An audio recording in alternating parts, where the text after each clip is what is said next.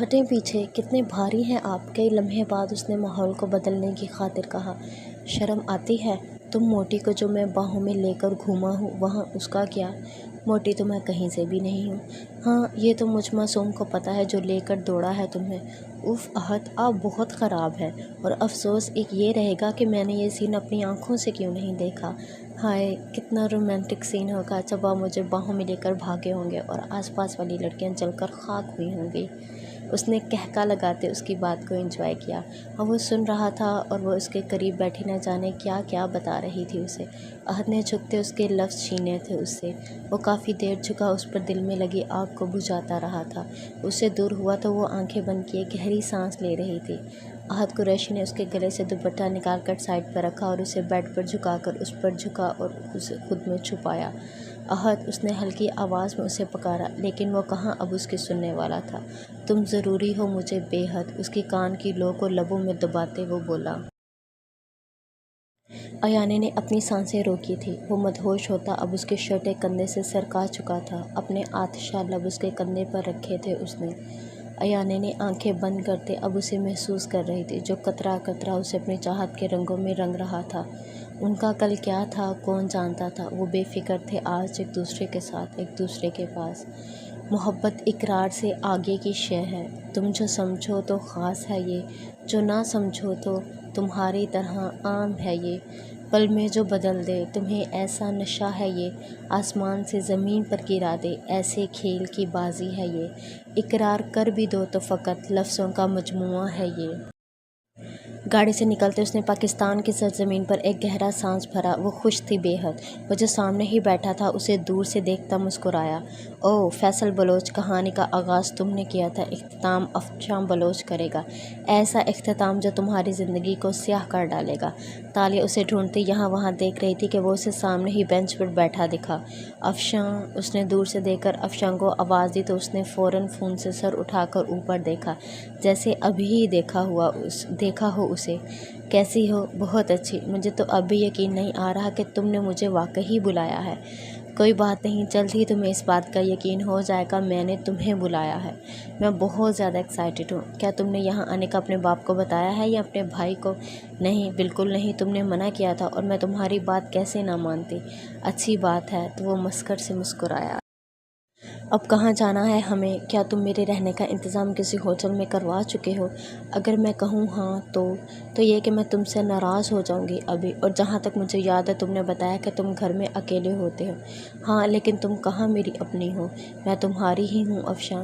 بچپن سے میں نے تمہارے ساتھ کا خواب دیکھا ہے، نہ جانے تم نے شادی کیوں کر لی؟ بس مجبوری تھی کچھ، وہ یکدم لہجہ بدلتا بولا۔ کوئی بات نہیں، لیکن اب ہم ساتھ میں خوش رہیں گے۔ تم جلد اپنی بیوی کو طلاق دے دینا، پھر ہم شادی کر لیں گے۔ بالکل، افشاں نے کہا تو وہ افشاں کے گلے لگ گئی۔ دور سے یہ منظر کسی کے کیمرے نے محفوظ کیا تھا۔ میں بھی، افشاں نے کہتے اسے خود سے دور کیا۔ اب اس کا چہرہ سپاٹ تھا۔ چلو۔ ایک نیا سورج ان کے انتظار میں تھا۔ وہ اٹھی تو وہ اس کی طرف کروٹ لیے سو رہا تھا۔ ایانے کے چہرے پر دل فریب مسکراہٹ نے بسیرا کیا۔ اس نے اس کے بالوں میں ہاتھ پھیر کر شاید اسے اٹھنے کا کہا تھا۔ اٹھیں احد، آج ہمیں گھومنے جانا ہے۔ ایسے نہ اٹھنے سے اس نے اسے جھنجھوڑا۔ ابھی تو صبح بھی نہیں چڑھی لڑکی۔ اس کے لڑکی کہنے پر اسے کیا کچھ یاد آیا تھا۔ اسے اندازہ ہوا وہ اس کی زندگی میں کبھی کوئی اہمیت نہیں رکھا کرتی تھی، اور آج وہ اس کے بغیر سانس تک نہ لیتا تھا۔ بتایا تو تھا تمہارے بغیر کچھ نہیں ہوں۔ اس کے جواب کا انتظار کرتے اس نے آنکھیں کھولی تو وہ کسی سوچ میں غرق تھی۔ وہ کیا سوچ رہی تھی اسے اندازہ ہو گیا تھا، اس لیے جھٹکے سے اسے قریب کرتے حقیقت سے آگاہ کیا اسے۔ چھوڑے مجھے احد، اور اٹھیں، وقت دیکھیں 10 بج رہے ہیں، آج شاپنگ کرنی ہے، ماما اور بابا سب کے لیے کچھ نہ کچھ لینا ہے۔ فی الحال مجھ پر توجہ دو، باقی سب بات میں دلوا دوں گا۔ اس نے اس کے بالوں کی خوشبو خود میں اتارتے کہا۔ بالکل نہیں، اٹھیں، بہت وقت ہو گیا ہے، ناشتہ بھی کرنا ہے، پھر شام میں جلدی ہو جاتی ہے۔ اور اس نے منمنانی پر اترتے دیکھ وہ بولے۔ ظالم لڑکی ہو تم۔ احد نے مسلسل اس کی مزاحمت دیکھتے اسے گھورا۔ ایانے نے اس کے بال کھینچے اور اٹھ گئی۔ اس سے پہلے کہ وہ بیڈ سے اٹھتی اس کے لمبے بال احد کے ہاتھ میں تھے۔ احد چھوڑیں، میرے بال ٹوٹ جائیں گے۔ اچھا، اور جو میرے اتنے سارے توڑے ہیں ان کا کیا؟ کہاں توڑے ہیں؟ جھوٹ نہیں بولیں اور چھوڑیں، درد ہو رہی ہے۔ اس کے اتنا نرمی سے پکڑنے پر بھی اس کا کیسا ری ایکشن تھا؟ عہد، اب کہ اس نے رندھے لہجے میں کہا تو عہد نے گھور کر اس کے بال چھوڑ دیے۔ بہت بڑی ڈرامے باز ہو تم ایان نے، اس نے ایان کو دیکھ کر کہا تو وہ کھلکھلائی۔ چلیں اٹھیں، ہمیں نکلنا چاہیے اب، اس نے عہد کو دیکھتے کہا اور واش روم میں بند ہو گئی۔ یہ بھی اچھا ہے، بیویوں پر پہلے ہی روب رکھنا چاہیے، بعد میں اگر ہاتھ سے نکل جائیں تو آپ تو گئے کام سے، اس نے ٹھنڈی آہ بھرتے کہا۔ اس کے بعد وہ ناشتہ کرتے شاپنگ کے لیے جا چکے تھے، یہ جانے بغیر کہ ان کے گھر میں وہ چھوٹی سی بلی بھی ہے جس کے گلے میں لگی گھنٹی ان کی زندگیوں کو کافی قریب سے جانچ رہی ہے۔ اب ہم کہاں جا رہے ہیں؟ اس نے تیزی سے اس کے ساتھ قدم ملاتے کہا۔ کیا تم تھوڑی دیر خاموش رہ سکتی ہو؟ افشاں نے فون پر میسج ٹائپ کرتے کہا تو اسے اپنی تذلیل محسوس ہوئی۔ اب وہ دونوں گاڑی میں بیٹھ چکے تھے۔ افشاں نے ہوٹل میں اس کی بکنگ کروائی تھی پہلے سے، وہ اسے لے کر گھر جانے کا رسک نہیں لے سکتا تھا۔ رحمیہ کی جگہ وہ کسی کی پرچھائی بھی اس گھر میں برداشت کرنے کے حق میں نہ تھا۔ ہم گھر کیوں نہیں جا رہے؟ کیونکہ میرے گھر میں ابھی لائٹ کا کنیکشن کٹا ہوا ہے۔ افشاں نے فون واپس رکھتے اسے ایک نظر دیکھا جو اس وقت بلیک سلیو لیس ٹاپ اور سکرٹ میں تھی جو گھٹنوں تک تھی، بالوں کو ڈائی کروا کر کھلا چھوڑا گیا تھا۔ گہرا میک اپ، وہ اتنی تیاری کے بعد بھی اسے زہر ہی لگ رہی تھی۔ اچھی لگ رہی ہو، چہرے پر ہلکی پیشہ ورانہ مسکراہٹ کے ساتھ اس نے کہا۔ تالیہ اپنی تعریف اس کے منہ سے سنتے ہی خوشی سے اس کے گلے لگ پڑی۔ دور کیمرے کی آنکھ نے ایک بار پھر یہ منظر محفوظ کیا تھا۔ تو ہم ہمارے گھر چلتے ہیں، ساتھ ہی تو ہے ہمارا گھر، تالیہ نے پہلی بار دماغ لگاتے کہا۔ کیا یہاں رہنے میں تمہیں کوئی مسئلہ ہے؟ افشاں کا لہجہ پل میں پتھر ہوا تھا۔ نہیں، کچھ خاص نہیں، وہ کھسیائی۔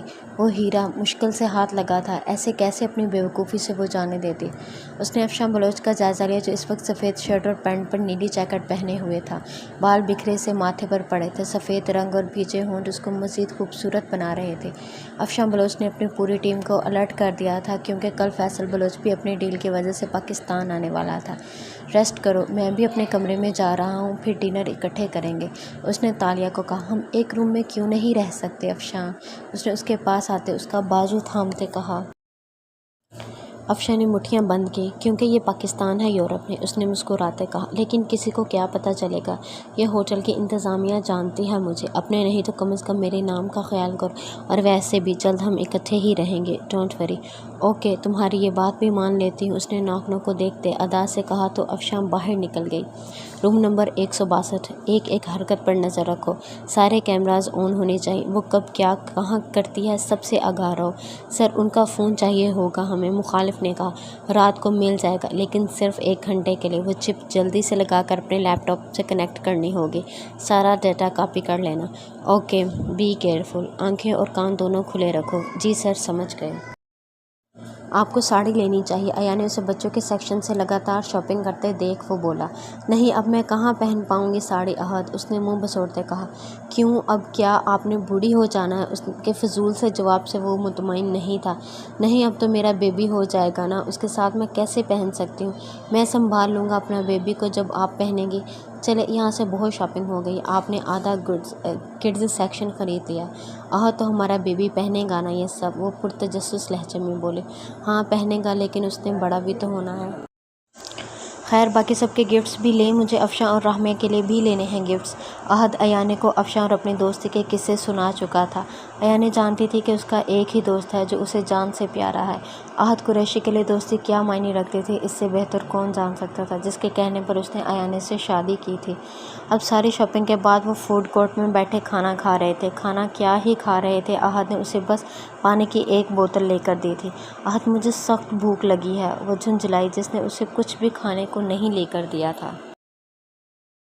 یہاں پیک فوڈ نہیں ہے ایان، ایک بار پھر میں یہاں کسی پر بھروسہ نہیں کر سکتا، اس نے اسے جواب دیتے اپنے سامنے دیکھتے کہا، جہاں اسی کے گارڈ پورے فوڈ کورٹ میں بکھرے تھے۔ یہ کام اب ضروری ہو گیا تھا، ایان کی جان پر اب وہ کوئی رسک نہیں لے سکتا تھا۔ تو ہم کیا کریں گے؟ گھر جاتے وقت بہت وقت لگے گا عہد، اور میرے پیٹ میں چوہے دوڑ رہے ہیں، اس سے غصہ آنے لگا تھا۔ اوکے رکو، میں کچھ کرتا ہوں، اس نے گھڑی پر نظر ڈالتے کہا جو اب شام کے 5 بجا رہی تھی۔ بھوک تو اسے بھی لگی تھی لیکن وہ برداشت کر سکتا تھا، لیکن ایان نہیں، اور اس حالت میں تو بالکل نہیں۔ اس نے اٹھتے اپنے پیچھے کھڑے گارڈ کو آنکھ کے اشارے سے الرٹ ہونے کا کہا اور خود سامنے بنے ریسٹورنٹ میں گھسا۔ وہ وہاں کھڑا تھا جہاں سے ایان اسے نظر آ رہی تھی۔ اس نے اپنے سامنے اس کے لیے سلیڈ تیار کروایا تھا۔ شیک لیتے وہ 2 وہ سلیٹ پکڑتے وہ واپس آیا۔ احد مجھے برگر کھانا تھا۔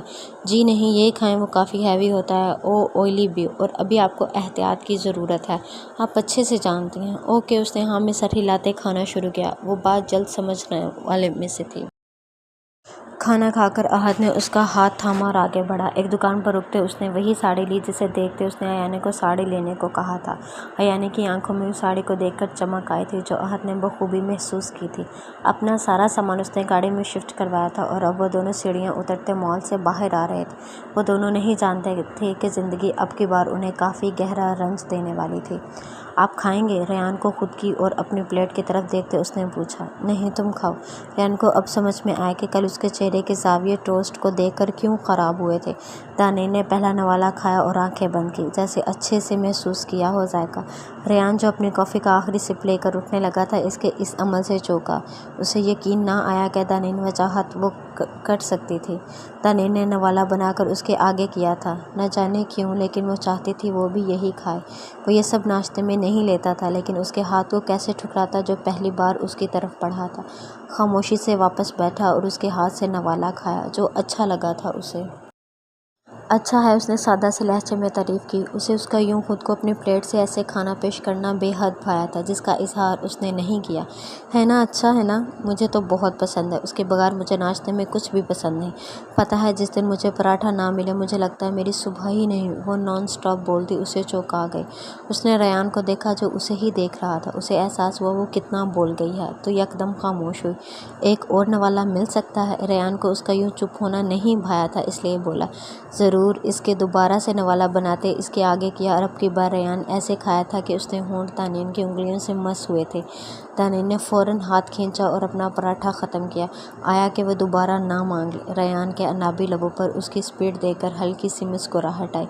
چلو شاپنگ پر چلنا ہے، ساری چیزیں خرید لینا۔ ریان آج اس کے ساتھ دن گزارنا چاہتا تھا اسی لیے وہ مہنگے مال میں آیا تھا۔ اب اس کے ساتھ قدم سے قدم ملاتی وہ یہاں وہاں دیکھ رہی تھی۔ اس نے کیا ہی لینا تھا، اس کی ساری شاپنگ ریان نے کی تھی۔ اب وہ تھک چکی تھی اور گھر جانا چاہتی تھی۔ شاید ریان بھی سمجھ گیا تھا۔ کچھ کھاؤ گی؟ اس نے ٹائم دیکھا 3 بج چکے تھے اور وہ جانتا تھا وہ بھوک کی کچی ہے۔ دانیل نے ہاں میں سر ہلایا۔ اوکے پیک کروا لیتا ہوں، گھر جا کر کھائیں گے، یہیں پر رکو میں آتا ہوں۔ دانیل وہیں کھڑے لوگوں کو دیکھنے لگی۔ بھیڑ اب کافی بڑھ گئی تھی۔ 10 منٹ تک اس نے انتظار کیا لیکن وہ نہیں آیا تو اس نے یہاں وہاں دیکھنا شروع کیا۔ اب اسے گھبراہٹ ہوئی تھی بھیڑ سے۔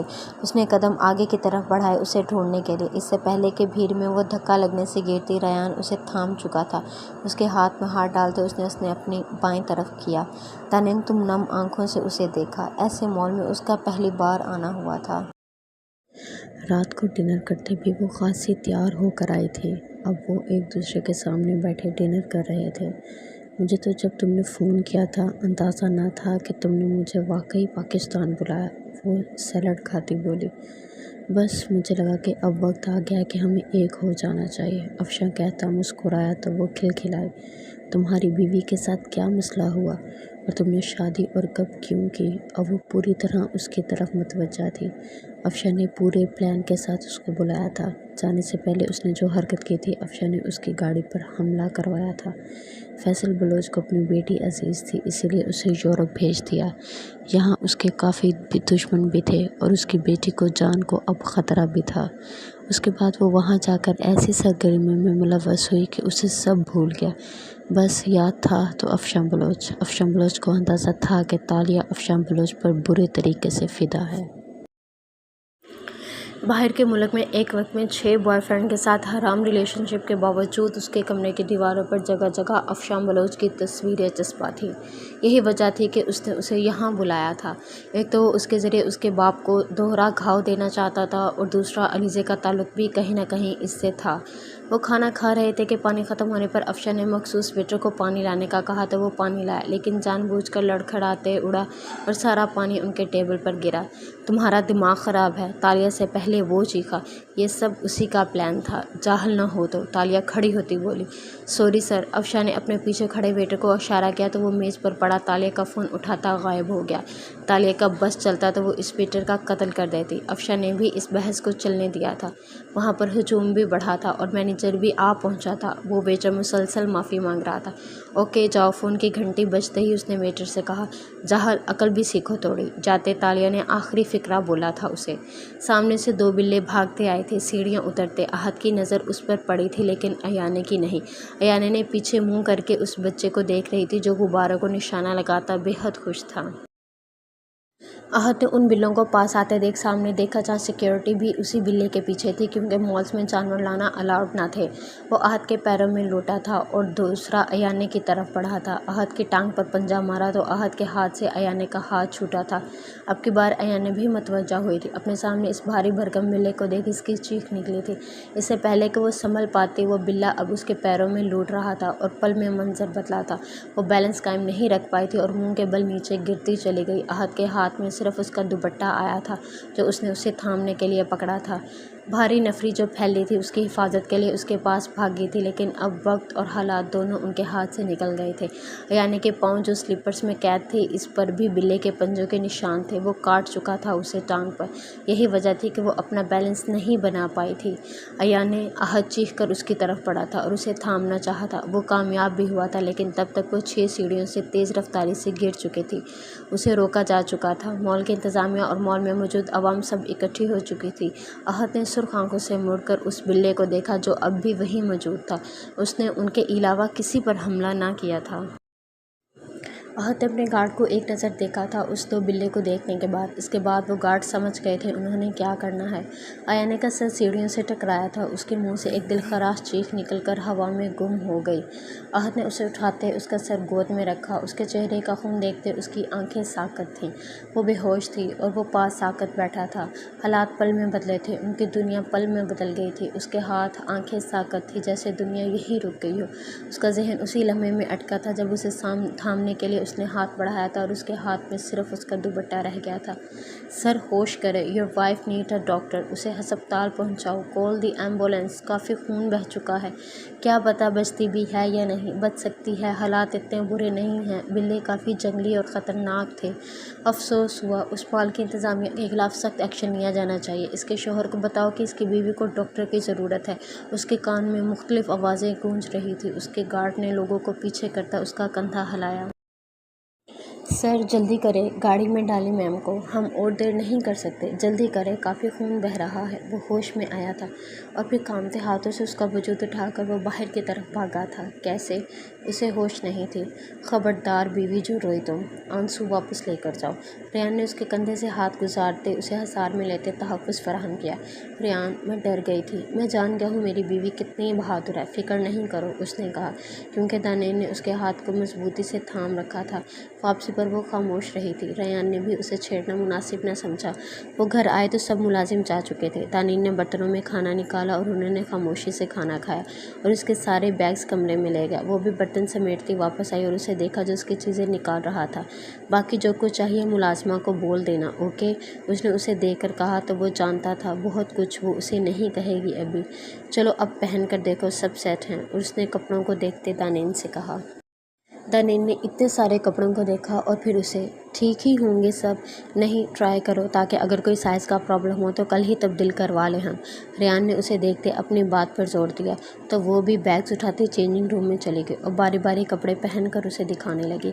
हर एक सूट पहनकर वो बाहर आती और मासूम चेहरा बनाकर खड़ी हो जाती तो वो उसे बेहद हसीन लगती। ओके बीवी सब सेट है। रेयान ने उसे देखते कहा तो वो वापस अंदर चली गई और 10 मिनट बाद वापस आई। वो जो किसी फाइल को ढूंढ रहा था उसे देखकर चौंका। जो शॉर्ट शर्ट और कैप्री पहनी उसके सामने खड़ी थी। ये कमीज़ उससे खुली न थी बाकियों की तरह और इस सूट के साथ शायद दुपट्टा भी ना था इसलिए वो बिना दुपट्टे के उसके सामने खड़ी थी। ब्लैक वेलवेट का वो सादा सा जोड़ा जिसके बाजू नेट के थे और गले और दामन पर हल्का सा काम हुआ था काफ़ी नफीस था। ये जोड़ा रेयान को काफ़ी पसंद आया था और अब वो इसमें काफ़ी जच रही थी। वो छोटे छोटे कदम बढ़ाता उसकी तरफ आया। आईने में कुछ देखता वो उसकी तरफ बढ़ा और उसके पीछे लगी डोरियों को बांधना चाहा।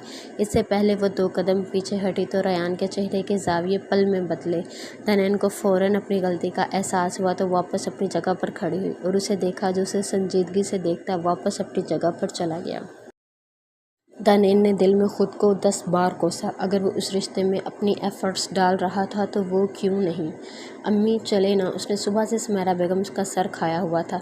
राहमिया, मैंने कहा ना कि अफशा ने मना किया था। अली स्कूल जा चुका था, फ़ारूक सरवर किसी काम से निकले थे जिन्होंने शाम को ही वापस आना था।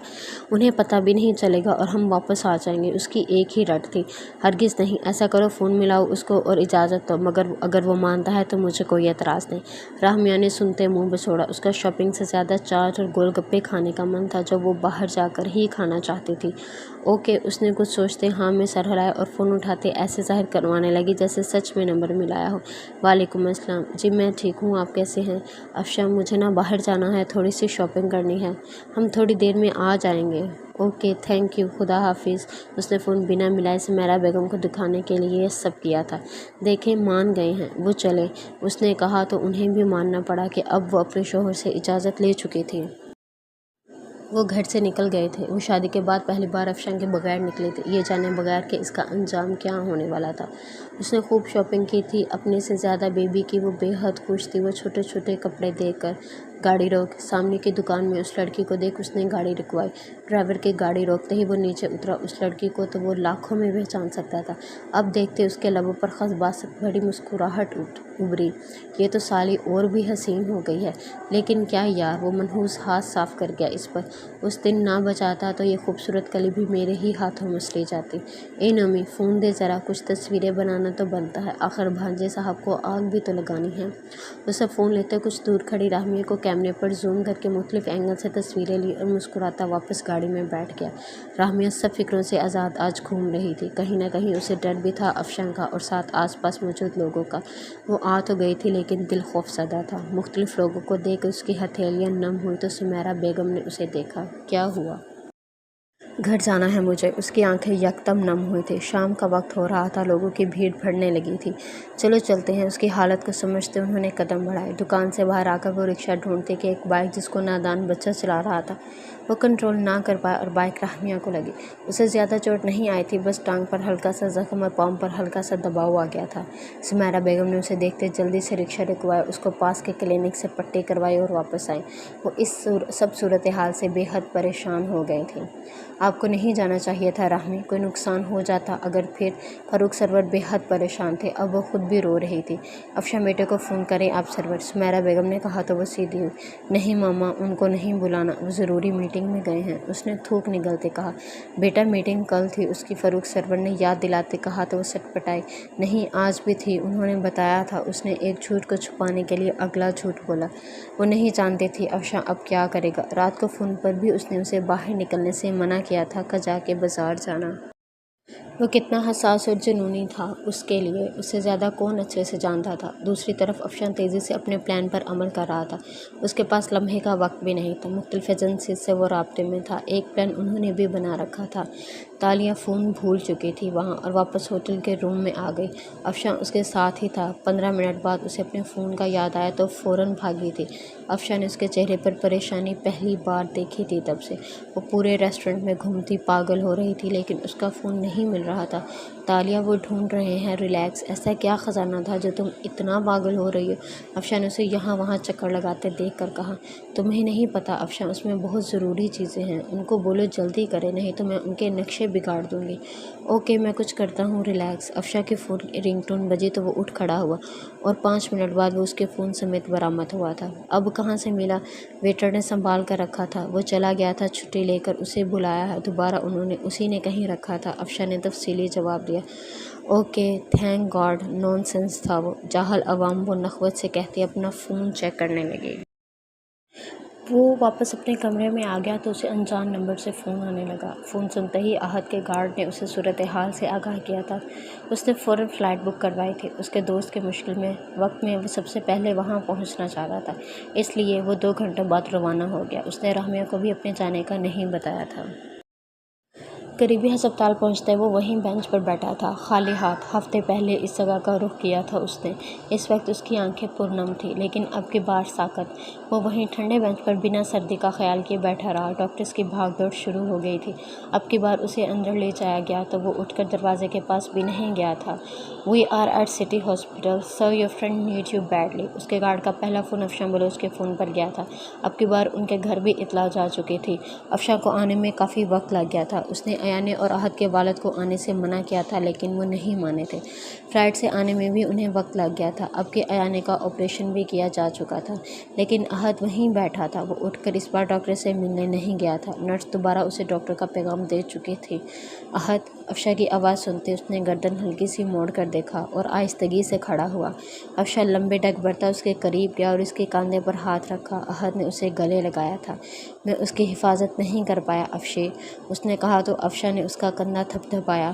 وہ ایانے ذوالفقار کے لیے کتنا حساس تھا وہ جانتا تھا۔ "ڈاکٹرز نے کیا کہا ہے؟" "مجھے نہیں پتہ"۔ "تو ملا نہیں؟" اور ایانے کو ہوش آیا۔ "مجھے نہیں معلوم"۔ افشاں کو اب کی بار اس پر غصے کے ساتھ ترس بھی آیا۔ ذوالفقار صاحب اور فرحاد دید قریشی بھی آ گئے تھے۔ افشاں نے اسے دیکھتے اپنے قدم ڈاکٹر کے کمرے کی طرف بڑھائے تو سب ساتھ ہو لیے۔ "آپ کو میں پچھلے 1.5 گھنٹے سے بلا رہی ہوں مسٹر احد"، اسی فیمیل ڈاکٹر نے اس احد کو دیکھتے کہا جس کی آنکھیں سرخ تھیں۔ "میں آپ کو پہلے ہی بتا چکی تھی مسٹر احد، اس کیس میں کمپلیکیشنز ہو سکتی ہیں، آپ کو احتیاط کی ضرورت ہے۔ بہرحال آپ کی وائف سیف ہیں اور بالکل ٹھیک ہے، لیکن مجھے افسوس کے ساتھ کہنا پڑ رہا ہے کہ ہم آپ کے بیبی کو نہیں بچا سکے۔ We are sorry". حالات ایسے تھے، اگر ایسا نہیں کرتے تو آپ کی وائف کی لائف کو خطرہ تھا۔ افشاں نے احد کے ہاتھ پر ہاتھ رکھ کر اسے تسلی دینا چاہی تھی، جس نے اپنی پہلی اولاد کھو دی تھی۔ دھچکا فرحاد قریشی کو لگا تھا، جنہیں ابھی یہ خبر احد نے تھوڑے دن پہلے ہی سنائی تھی۔ ذوالفقار صاحب کی آنکھیں بھی نم تھیں۔ "ہم کب ایانے کو لے جا سکتے ہیں؟" افشاں نے پوچھا۔ "کل شام تک، تاکہ ان کے پیروں پر جو زخم لگے ہیں وہ بھی کچھ بہتر ہو جائیں"۔ "اوکے"۔ وہ سب اٹھ کر آ چکے تھے۔ احد کی خاموشی اب بھی نہیں ٹوٹی تھی۔ وہاں صورتحال کافی خراب تھی، لیکن اس نے سنبھال لیا تھا۔ ابھی افشاں نے واپسی کا نہیں سوچا تھا، کیونکہ احد کو ابھی وہاں ضرورت تھی، لیکن فون پر نوٹیفیکیشن آنے لگے تو اس نے واٹس ایپ آن کیا، جہاں ایک نمبر سے اسے کافی تصویریں موصول ہوئی تھیں۔ کھول کے دیکھنے پر اس کا چہرہ ضبط سے لال ہوا تھا۔ اس نے مٹھیاں بھینجی، اس کی دماغ کی شریانیں وہ تصویریں دیکھنے پھٹنے کے قریب تھیں۔ کوئی اس کے سب سے قیمتی انسان کو فالو کر رہا تھا۔ اس لڑکی کو پاگلوں کی طرح اس نے ہدایتیں کی تھی اور اس نے واپسی کی فلائٹ پکڑی اور گھر آیا۔ وہ قدم بڑھاتی اس کی طرف گئی۔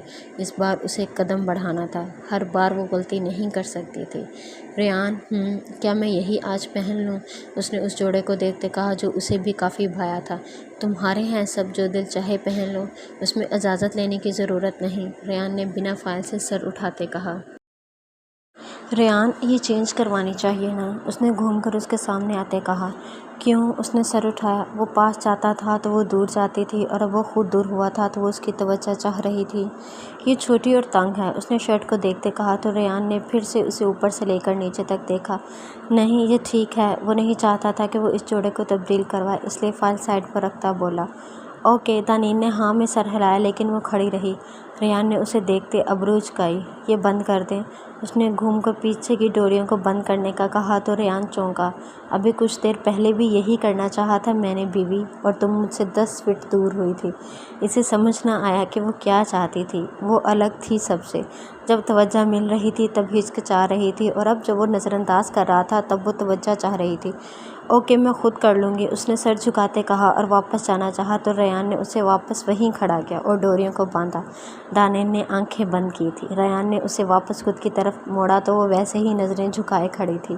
"اچھی لگ رہی ہو"، اس نے اس کی قمیض کو کندھے سے درست کرتے کہا تو اس نے آنکھیں کھولیں۔ "تھینک یو"، اس کے چہرے پر ایک دم گلال چھایا تھا۔ "اس کلر کے کپڑے دلوا دوں گا میں"، ریان نے کچھ سوچتے کہا۔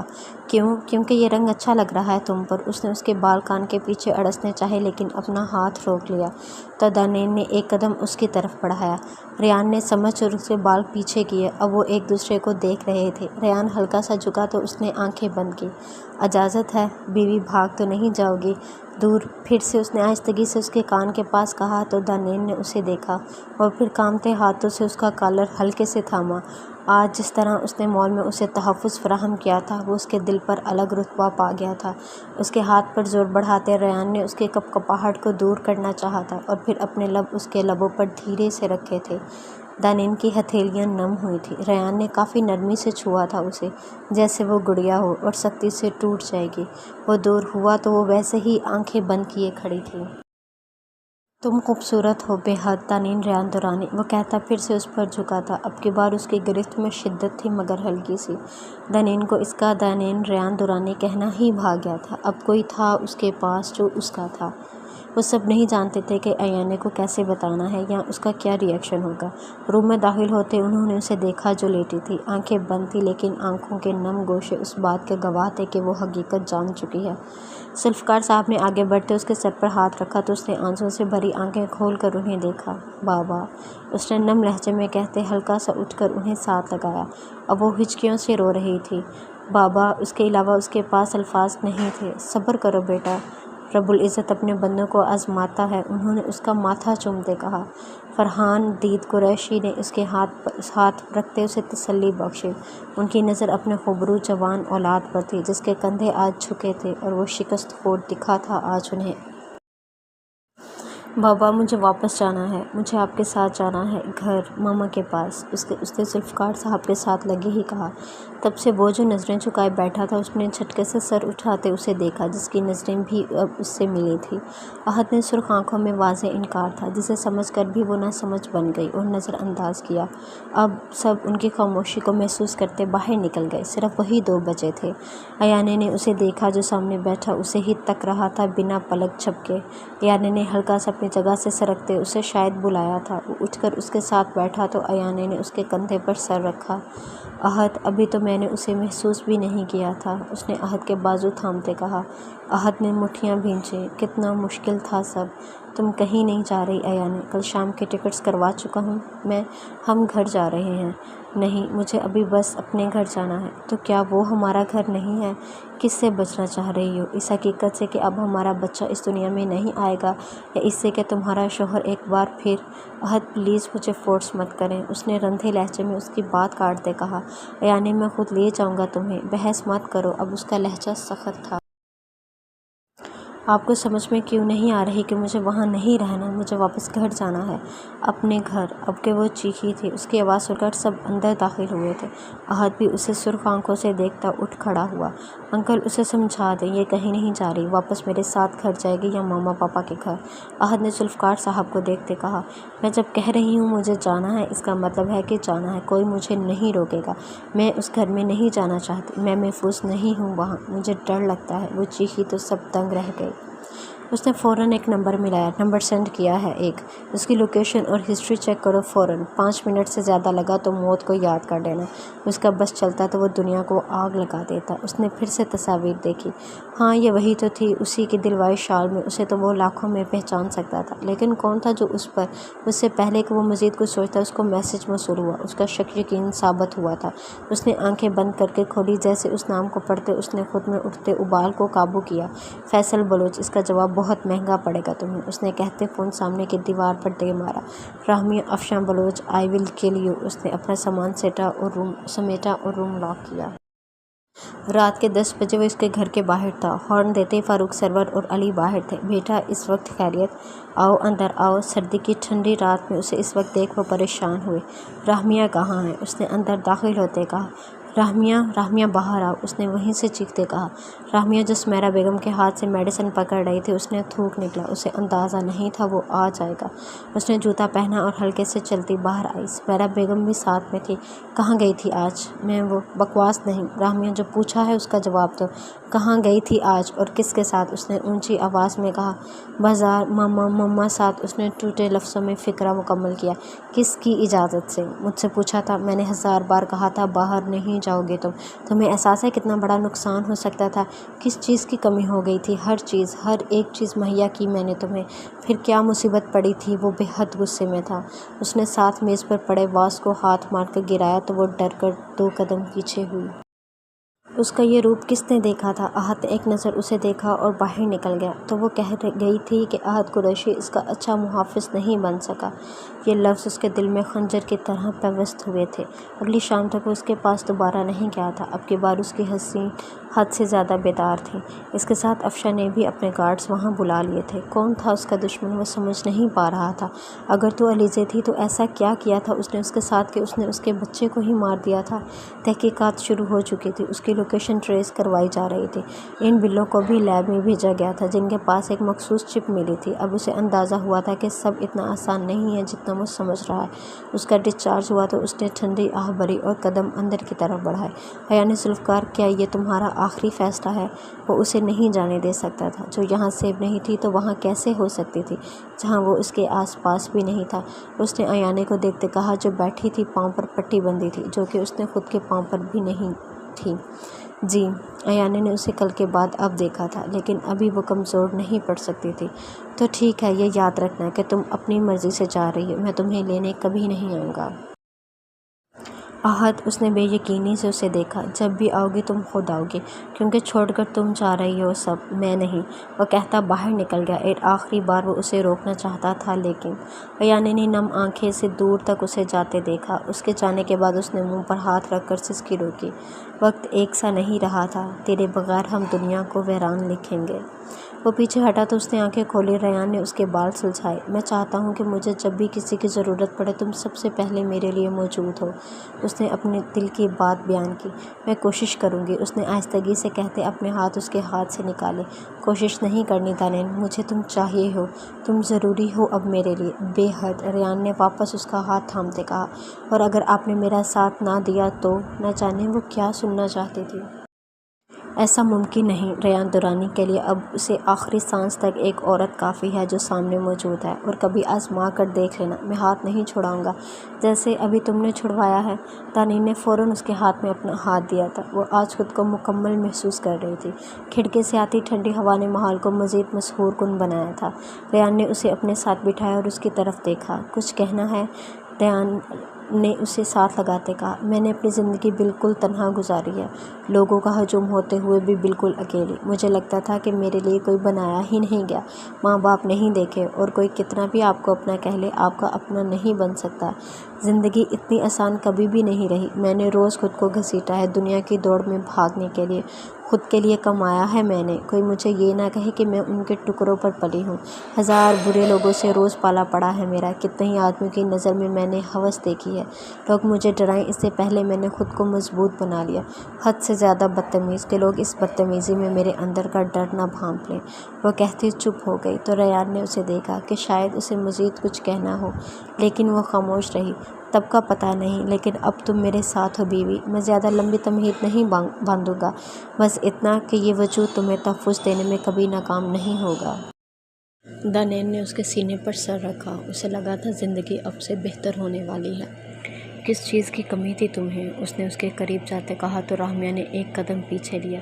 بیٹا بیٹھ جاؤ، پھر بات کرتے ہیں۔ فاروق سرور نے معاملے کو ٹھنڈا کرنا چاہا۔ نہیں انکل، یہ بچی نہیں ہے، میں نے اسے منع کیا تھا 1000 بار کہ باہر نہیں جائے گی یہ۔ اس کو یہ شکوہ تھا کہ میں اسے بچوں کی طرح ٹریٹ کرتا ہوں۔ اس نے کہا تھا کہ اس نے آپ کو فون کیا ہے، میں اسی لیے اس کو لے گئی تھی، سمیرہ بیگم بولے۔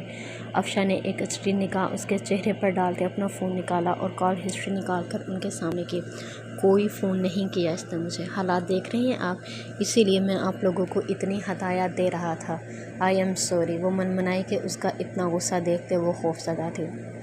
Don't say this to me again Rahmia Baloch, اس نے پیشانی پر ہاتھ مارتے کہا۔ آنٹی آپ لے جائیں اسے اندر پلیز، اور 2 دن کا کام ہے میرا بس، اسے پھر میں لے جاؤں گا۔ اوکے بیٹا، اس کا چیک اپ بھی ہے کل، تو آپ آ جانا، میں لے نہیں آنٹی، میں خود لے کر جاؤں گا، افشاں نے اس کا ہلکا سا بھاری ہوتا وجود دیکھتے کہا۔ سمیرہ بیگم اسے اندر لے گئی۔ اس نے پیچھے منہ کر کے اس شخص کو دیکھا جو آج اسے نہیں دیکھ رہا تھا۔ علی بھی ان کے ساتھ اندر چلا گیا تھا۔ افشاں بیٹا، غلطی ہو گئی، بچی ہے، اب کیا کر سکتے ہیں؟ فاروق سرور کو اپنی بیٹی کے اترے چہرے پر ترس آیا۔ انکل، بچی نہیں رہی اب وہ، اس کے اوپر کتنی بڑی ذمہ داری ہے، اسے اندازہ ہے؟ آج ایک غیر شخص نے مجھے اس کی تصاویر بھیج رہا ہے، کل اس تک پہنچ گیا تو انجام جانتے ہیں آپ؟ اس کا غصہ کسی طور کم نہیں ہو پا رہا تھا۔ کون بیٹا؟ کس نے کی ہے یہ گھٹیا حرکت؟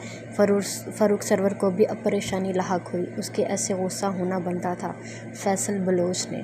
فاروق سرور نے جھٹکے سے سر اٹھا کر اسے دیکھا۔ وہ شخص کیسے بھول سکتا تھا انہیں، جس نے ان کی بیٹی کی زندگی برباد کرنا چاہی تھی؟ فکر کی بات نہیں ہے انکل، سب انڈر کنٹرول ہے، آپ فکر نہ کریں۔ آپ کا بی پی ہائی ہو جاتا ہے۔ وہ یہاں میٹنگ کے لیے آیا ہے لیکن اب واپس نہیں جا پائے گا۔ میں اس کا پورا انتظام کر چکا ہوں۔ دھیان سے بیٹا، رب نگہبان۔ فاروق سرور نے اس کے سر پر ہاتھ پھیرتے اسے کامیابی کی دعا دی۔ اب نکلتا ہوں، ماما انتظار کر رہے ہوں گے۔ بیٹا چائے پی لیتے اور رحمیہ سے مل کر اسے بھی سختی سے سمجھاتے کہ اب سمجھدار ہو جائے اور احتیاط برتے۔ نہیں انکل، اس وقت نہیں، اور اسے لینے کل آؤں گا، اس کا چیک اپ ہے۔ اوکے بیٹا، خدا حافظ۔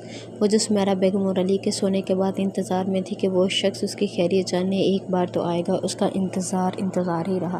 وہ دھیرے سے اٹھ کر باہر گئی لیکن لائٹس آف دیکھتے اسے اندازہ ہوا کہ وہ جا چکا۔ وہ واپس آ کر اپنی جگہ پر لیٹ گئی۔ اس کے پاؤں میں درد تھا، اب وہ کسی کو اٹھانا نہیں چاہتی تھی، اور دوسرا وہ شخص بنا اس سے ملے چلا گیا تھا۔ اس کی آنکھوں میں ہلکا پانی آیا تھا۔ وہ اٹھ کر واپس ٹیرس پر چلی گئی۔ اس نے فون اٹھاتے اسے میسیجز کیے اور اس کے انتظار میں رہی۔ اس نے سین کرنے کے بعد بھی جواب نہ دیے تھے۔ اسے ٹھنڈ لگ رہی تھی لیکن وہ ڈھیٹ بنی وہیں بیٹھی رہی، اور اب کی بار اس شخص کا نمبر ملا جو چوتھی بیل پر اٹھایا گیا تھا۔ شان، بولو۔ میں معافی مانگ چکی ہوں، آپ کیسے ایسے میرے ساتھ کر سکتے ہیں؟ آپ نے میری خیریت بھی دریافت نہیں کی۔ رحمیہ، اس وقت کافی وقت ہو گیا ہے، سو جاؤ، کل بات کرتے ہیں۔ اس نے کہہ کر فون رکھنا چاہا لیکن اس کی سسکی سن کر رکا۔ اس وقت اگر تمہیں لگتا ہے کہ تم رو کر مجھے منا سکتی ہو تو یہ تمہاری غلط فہمی ہے، اور جو آج تم نے حرکت کی ہے نا، آنٹی کو بیوقوف بنا کر، عقل ہے یا نہیں؟ بڑی ہو جاؤ اور اپنی ذمہ داریاں سمجھو، اب تم اکیلی نہیں ہو۔ اب خدا حافظ۔ اس نے کہہ کر فون کاٹنا چاہا۔ وہ اسے کتنی باتیں سنا رہا تھا، اسے مزید رونا آیا۔ پاؤں پر کچھ لگاؤ اور اندر جاؤ، ٹھنڈ لگ گئی تو تمہارا حال میں بہت برا کروں گا۔ اس نے شاید سڑک سے جاتی گاڑیوں کی آواز سنی تھی۔ کل شام 6 بجے تیار رہنا، آ جاؤں گا، اور اٹھ کر اندر جاؤ فوراً اور لیٹو۔ اس نے سختی سے کہتے بنا کچھ سنے فون کاٹ دیا۔ رحمیہ کی جان صرف اس کے غصے سے جاتی تھی۔ وہ جتنا اس کے لیے جنونی تھا اتنا ہی اس کی غلطی پر غصہ بھی دکھاتا تھا۔ رحمیہ نے واپس آتے دراز سے میڈیسن نکالی۔ یہ بھی میسج کر کے اس نے اسے یاد دلایا تھا، وہ سچ میں بہت لاپرواہ تھی۔ اس نے دیکھا اس کا وزن اب ہلکا سا بڑھنے لگا تھا۔ اس نے پاؤں کو دیکھا جو ہلکا سا سوجا تھا اور لیٹتے ہی آنکھیں موند لیں۔ کل اس شخص کا سامنا بھی کرنا تھا۔ آج 2 مہینے ہو گئے تھے اسے یہاں آئے، لیکن وہ شخص ایک بار اس سے ملنے تو دور اسے فون بھی نہیں کیا تھا۔ اسے دیکھنے کو بھی ترس گئی تھی لیکن وہ چاہتی تھی وہ خود آئے اسے لینے۔ اسے لگا تھا وہ جلد اسے لینے آ جائے گا، پر وہ بھول گئی تھی کہ وہ احد قریشی تھا، اپنی ضد اور بات کا پکا۔ وہ خود نہیں جانا چاہتی تھی، اس لیے بے صبری سے اس کے انتظار میں تھی، جو انتظار ہی رہا۔ اسے آج بھی یاد تھا کیسے اس نے اس نرس کو دیکھا تھا خود کو وہ انجیکشن لگاتے۔ وہ ہمت ہی نہیں کر پائی تھی اسے روکنے کی۔ اسے اتنا نشہ دے دیا گیا تھا کہ وہ خود کا دفاع بھی نہیں کر پائی تھی۔ اس کے منہ میں یہ وہ لفظ رہ گیا، احد، یہ نام۔ وہ بے ہوشی میں دل میں چلاتی رہی تھی کہ وہ بچہ یہ لوگ مار رہے ہیں، ہمارا بچہ جان کے مارا گیا ہے۔ کس لیے؟ کیا ایک بھی لمحے تمہیں احساس نہیں ہو رہا کہ تم انسانیت کا قتل کر رہی ہو؟ وہ اس نرس کے سامنے بڑبڑائی۔ نہیں، اس نے شفافیت سے کہا اور اسے انجیکشن لگایا۔ احد قریشی نے ان 2 مہینوں میں اپنے گھر قدم بھی نہیں رکھا تھا۔ وہ فرحان دید قریشی کے ساتھ ان کے گھر آ گیا تھا۔ جاتا بھی کیوں وہ اس گھر میں جس میں اس سے منسلک وجود نہیں تھا؟ ان 2 مہینوں میں اس نے خود کو اتنا مصروف کیا تھا کہ وہ یاد نہ آئے اور دل سے اسے دیکھنے کی ضد نہ کرے، لیکن ایسا ممکن نہیں ہو پایا تھا۔ اس نے کشمیر والے کاٹیج میں جاتے ہی جب سامان سمیٹا تو اسے وہ بلی نظر آئی تھی۔ اس کی آنکھوں میں الگ سا تاثر تھا۔ کوئی تھا اس گھر میں جو بتاتا تھا علیزے کو کہ وہاں کہاں جا رہے ہیں۔ اس نے اس بلی کو دیکھا اور تلخی سے مسکرایا۔ انسان نے جانوروں کو کیسے اپنے گناہوں میں شامل کر لیا تھا۔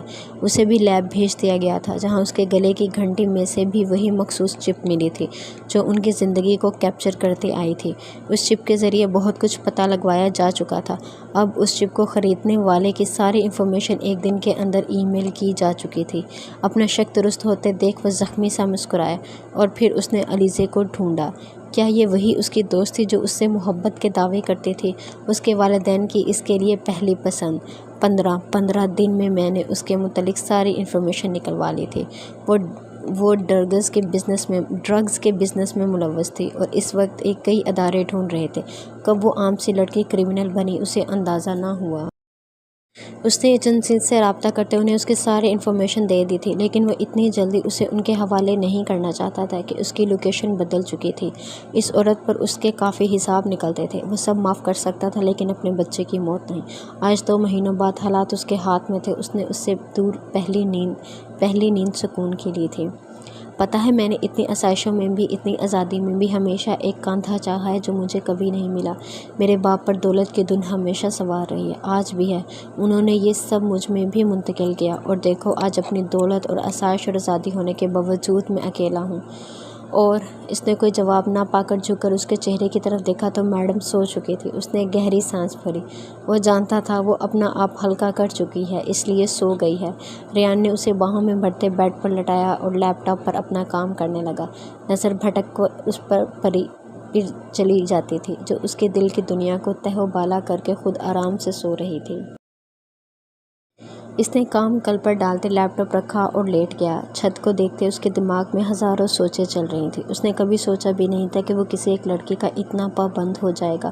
نکاح کی طاقت تھی یہ کہ دانین اس کی زندگی میں آنے کے بعد اس نے کسی اور کا سوچا ہی نہیں تھا۔ اس نے دانین کو دیکھا جو اسی کی طرف چہرہ کیے لیٹی تھی۔ اس نے دل کی بات مانتے اس کی طرف رخ کرتے اسے حصار میں لیا۔ کل اسے ایک بزنس پارٹی اٹینڈ کرنی تھی اور اب اس کی ہار دانین کو بھی لے جانا چاہتا تھا تاکہ اس کو اندازہ ہو سکے کہ وہ اس کی بیوی ہے۔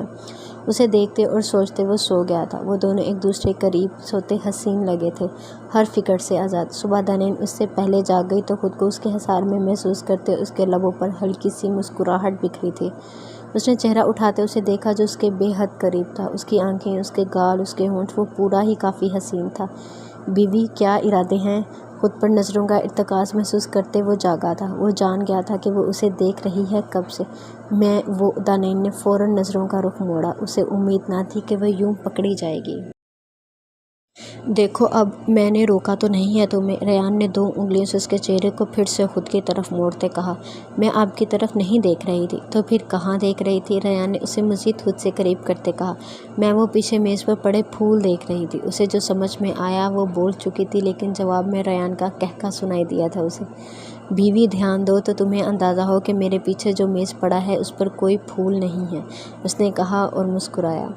کل کا سورج کسی کے لیے خوشی اور کسی کے لیے اپنے ساتھ طوفان لایا تھا۔ ایک وقت صبح کے 11 بجے تھے اور تمام نیوز چینل اور ایک ہی خبر کو بار بار نشر کیا جا رہا تھا اور وہ تھی سیاسی جماعت کے رہنما اور فیصل بلوچ کی ملاقات کی ویڈیو پر تبصرے۔ راتوں رات ان کی کل ہونے والی ملاقات کی تمام اندرونی باتیں لیک ہو چکی تھیں، ساتھ ہی ساتھ ان کے ڈیل کے کاغذات بھی غائب تھے۔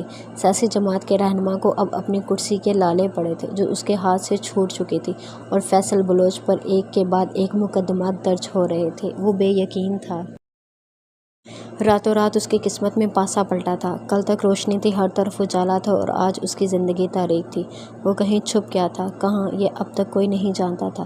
پولیس اس کے گھر ریڈ ڈال چکی تھی لیکن ناکام رہی تھی۔ اس ویڈیو میں ان کے درمیان ایک ڈیل ہوئی تھی۔ سیاسی جماعت کے رہنما نے اسے 10 کروڑ کے اسلحے کی پیشکش کی تھی ایک مخصوص نشے کے بدلے۔ وہ نشہ کسی انسان کو ایک بار میں آدھا مارنے کی طاقت رکھتا تھا اور اس وقت کا بکنے والا سب سے مہنگا نشہ تھا۔ ان کے درمیان یہ ڈیل فائنل ہو گئی تھی۔ وہ دونوں اس ویڈیو میں ہاتھ ملاتے گلے ملے تھے اور پھر ہوا میں اپنے حرام مشروبات کے گلاس اچھالے تھے۔ یہ منظر بار بار دکھایا جا رہا تھا۔ ایجنسیز تک اس کی اور اس کی بیٹی کی تمام معلومات پہنچا دی گئی تھی۔ پورے شہر میں ناکہ بندی نافذ کر دی گئی تھی کہ وہ فرار نہ ہو پائے۔ ایئرپورٹس پر ہیوی فورسز موجود تھی۔ وہ کرمنل تھا، ملک کا، جسے پکڑنا اب بہت ضروری ہو گیا تھا۔ ان سب سے انجان تالیہ اپنے ہوٹل کے روم میں اپنے بستر پر جو اب خرگوش کے مزے لے رہی تھی، یہ جانے بغیر کہ یہ نیند اس کی زندگی کی آخری سکون کی نیند ہونے والی۔ اس کے اٹھتے ہی افشاں کمرے میں داخل ہوا۔ وہ فریش ہو کر آ چکی تھی۔ افشاں کو دیکھتے وہ آگے بڑھ کر اس کے گلے لگی تھی۔ افشاں، ہم شادی کب کریں گے؟ اب مجھ سے مزید انتظار نہیں ہوتا۔ جب تم بولو۔ افشاں نے اسے پیچھے کرتے اسے دیکھتے کہا تو وہ خوشی سے چیخی۔ کیا سچ میں؟ ہاں بالکل، لیکن اس سے پہلے مجھے تمہاری کچھ مدد کی ضرورت ہے۔ افشاں نے اسے بیٹھنے کا اشارہ کیا اور اس کے سامنے پڑے صوفے پر بیٹھا۔ کیسی مدد؟ بتاؤ کرو گی؟ اگر یہ کام میرا ہو جاتا ہے تو ہم آج شام ہی کورٹ میرج کر لیں گے، نہیں تو مجھے منظور ہے، جلدی بولو کیا مدد چاہیے؟ وہ بے حد خوش تھی۔ عہد کام ہو جائے گا، اس نے فون کرتے اسے بتایا۔ اچھا سن، ایانے کو بھیج دے، رحمیہ کے پاس بھی مل لیں گے اور شاید عقل لے لیں ایک دوسرے سے، افشاں نے کہتے کہکا لگایا۔ تو جانتا ہے ایانے یہاں نہیں ہے، عہد نے سڑا سا جواب دیا۔ اچھا ٹھیک ہے، میں خود بات کر لیتا ہوں بھابھی سے، ہو سکتا ہے تجھے منہ نہ لگائے وہ۔ ویری فنی، عہد نے کہتے فون کاٹا۔ ایانے نے فیصلہ کر لیا تھا، اگر وہ شخص اپنی ضد پر اڑ گیا تھا تو اسے ہی کچھ کرنا تھا۔ وہ افشاں سے مدد لینے کا بول چکی تھی۔ ایک دن اس نے رحمیہ کے ساتھ گزارا تھا، اس کو دیکھتے اس کی آنکھیں نم ہوئیں۔ افشاں کو اب وہ اچھے سے جانتی تھی، اس نے ان کی کافی مدد کی تھی اور پھر ایک دو بار اس کی خیریت دریافت کرنے ان کے گھر بھی آیا تھا۔ اس نے ایانے کو رحمیہ کا بتایا تو ایانے نے رحمیہ سے ملنے کی خواہش ظاہر کی تو وہ فوراً مان گیا اور رحمیہ کو اس کے گھر چھوڑا۔ وہ دونوں ساتھ بیٹھی بالکل بہنیں لگ رہی تھیں۔ پہلی ہی ملاقات میں وہ گھل مل گئی تھی۔ چونکہ دونوں کی ہی بہن نہیں تھی، اس لیے دونوں نے ایک دوسرے میں اپنی بہن کو دیکھا تھا۔ رحمیہ کو اس کے بارے میں سنتے کافی افسوس ہوا تھا۔ پھر انہوں نے کتنی دیر بیٹھے باتیں کی تھی۔ ایانے نے اس کا کافی دھیان رکھا تھا۔ آپ عہد بھائی کے پاس کب جائیں گی؟ بیچارے اتنے سڑے ہوئے ہیں، افشاں پر ہر بات پر غصہ کرتے ہیں، تو وہ آئے نہیں، لگتا ہے مجھے ہی جانا پڑے گا۔ آپ چلی جائیں، ان کے لیے سرپرائز ہوگا، رحمیہ چہچہائی۔ اوکے، ایانے نے کہتے اس کے گال کھینچے۔ وہ ایک دن گزار کر چلی گئی تھی، لیکن اب فون پر ان کی باتوں کا نہ ختم ہونے والا سلسلہ چل چکا تھا۔ آج وہ بھی اسی حالت میں ہوتی اگر وہ سب نہ ہوتا، لیکن اسی کا نام زندگی ہے۔ اس نے موو آن کر لیا تھا، اس امید سے کہ رب العزت اسے پھر اس نعمت سے نواز دے گا۔ افشاں بھائی، آپ ان کو میسج کر دیں، آنے کے لیے میں تیار ہونے جا رہی ہوں۔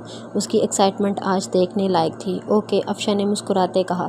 وہ آج ان کے گھر تھے۔ ایانے نے آ کر ساری صفائی کروائی تھی اور اپنا کمرہ سجایا تھا، کیونکہ آج رات سے اس کے مجاز خدا کی سالگرہ کا آغاز ہونا تھا۔ افشاں اسے میسج کر چکا تھا، سارے ارینجمنٹس اس نے کر دیے تھے۔ اسے گھر جانا تھا، رحمیہ کے پاس، لیکن ایانے کو وہ اکیلا نہیں چھوڑ سکتا تھا۔ بے شک معاملات اب انڈر کنٹرول تھے، لیکن احتیاط اب لازمی ہو گئی تھی۔ عہد نے میسج دیکھے جو افشاں کے ایک کے بعد جلدی آنے کے آ رہے تھے، اور ان کے گھر اسے کیوں بلا رہا تھا۔ جواب میں افشاں نے اسے بولا تھا کہ ضروری کام ہے۔ عہد تیار ہو کر فوراً نکلا تھا۔ ایانے نے ساری تیاری کر لی تھی۔ کیک کی جگہ اس نے اپنے اور اس کے فیورٹ کپ کیکس رکھے تھے۔ اس نے ساری توجہ آج 2 مہینوں بعد خود پر کی تھی، یہی وجہ تھی کہ اس پر کافی روپ آیا تھا۔ عہد کی گاڑی کو گیٹ پر آتا دیکھ افشاں مسکرایا تھا، اسے اندر جاتے دیکھ اس نے گاڑی گھمائی اور وہاں سے چلا گیا۔ بس یہیں تک اس کا کام تھا۔ وہ اندر داخل ہوا تو گھر چمچما رہا تھا۔ اس نے حیرت سے آنکھیں گھمائی، نظر اپنے کمرے کی جلتی روشنی پر گئی تھی۔ اس نے قدم بڑھائے اور دروازہ کھولا۔ گلاب کی خوشبو نے اس کا استقبال کیا تھا، جس نے اس پر اچھا تاثر ڈالا تھا۔ ایانے جو جھک کر ہیل کے اسٹریپ بند کر رہی تھی، آہٹ پر چونکی اور کھڑے ہونے کے چکر میں لڑکھڑائی۔ دانیل نے نچلا ہونٹ دانتوں میں دباتے شرمندگی دور کرنا چاہی۔ ریان نے اس کا بالوں کے چہرے سے ہٹایا اور دونوں کی آنکھیں ملیں۔ خاموشی میں بھی ایک دوسرے کے دل کی دھڑکنیں محسوس کر سکتے تھے۔ دانیل، ریان درانی، کیا ارادے ہیں؟ آپ پہلے ہی گھائل کر چکی ہیں ہمیں، اور کیا چاہتی ہیں؟ اس کے ہونٹ کو آزاد کرواتے وہ بولا۔ بھوک لگی ہے، دانیل نے کہا۔ ریان مسکراہٹ دباتا اس کے قریب ہوا تو اس نے آنکھیں بند کی۔ ریان نے اس کے چہرے پر پھونک مارتے اس کے ماتھے پر مہریں ثبت کی۔ آج شام پارٹی میں جانا ہے، ریان نے اٹھ کر بیٹھتے اسے بھی بٹھایا۔ اوکے، میں کپڑے تیار کر دوں گی آپ کے، اس نے سادگی سے کہا۔ اپنے بھی کر لینا ساتھ، کیونکہ آج یہ ناچیز خود کو شادی شدہ ڈکلیئر کرتے کافی حسینوں کا دل توڑنے والا ہے۔ دانیل نے اس کی بات پر آنکھیں گھمائی، وہ ایسا کرتے اسے کیوٹ لگی تھی۔ کیوں بیوی، تمہیں بھروسہ نہیں اپنے شوہر کی قابلیت پر؟ تو دیکھ لینا آج شام۔ ریان نے اسے دیکھتے ایک آنکھ بند کی۔ آپ چلے جائیں، مجھے نہیں جانا۔ کس خوشی میں وہاں جا کر کیا کروں گی؟ جو میں کروں گا، لیکن جو میں بول رہا ہوں وہ کرو۔ ایک فراک دلوائی ہے تمہیں، وہی پہننا، اچھے سے تیار ہونا۔ آخر کو ریان درانی کی بیوی ہو، سب کو پتہ لگنا چاہیے۔ ریان، مجھے نہیں جانا پلیز، اس نے اس کے بازو تھامتے کہا تو وہ جو اٹھ رہا تھا دوبارہ بیٹھا۔ دانیل، کیوں نہیں جانا؟ وجہ بتاؤ۔ میں وہاں جا کر کیا کروں گی؟ اور میں پہلے ایسے کبھی کسی پارٹی پر نہیں گئی، میں کمفرٹیبل نہیں ہوں گی اتنے لوگوں میں۔ پہلی بات کہ میرے ساتھ رہنا ہے تمہیں، اور آج کے بعد عادت ڈالو ان پارٹیز کی، کیونکہ میرے بزنس سرکل کا حصہ ہے۔ اور سب سے ضروری بات، مجھے سب کو تم سے ملواتے یہ واضح کرنا ہے کہ ریان درانی شادی کر چکا ہے۔ اوکے چلو شاباش اٹھو، ناشتہ کرتے ہیں، پھر تیاری کرو۔ اس کے سارے بہانوں کو وہ رد کرتا بولا۔ پھر وہ تو ناشتہ کرتے جا چکا تھا اور اب پیچھے دانین تھی جو یہاں وہاں چکر کاٹتی پاگل ہو رہی تھی۔ اس نے ریان کا دلوایا فراک نکالا تو گھٹنوں تک تھا، موتیوں کا ہلکا سا کام ہوا تھا، شاید اس نے یہ جوڑا اسے اسی طرح کے ایونٹ کے لیے دلوایا تھا۔ وہ اس کا اسکن کیئر اور میک اپ اور باقی چیزیں بھی منگوا چکا تھا، اس لیے اب نہ جانے اس کے پاس کوئی بہانہ نہ بچتا تھا۔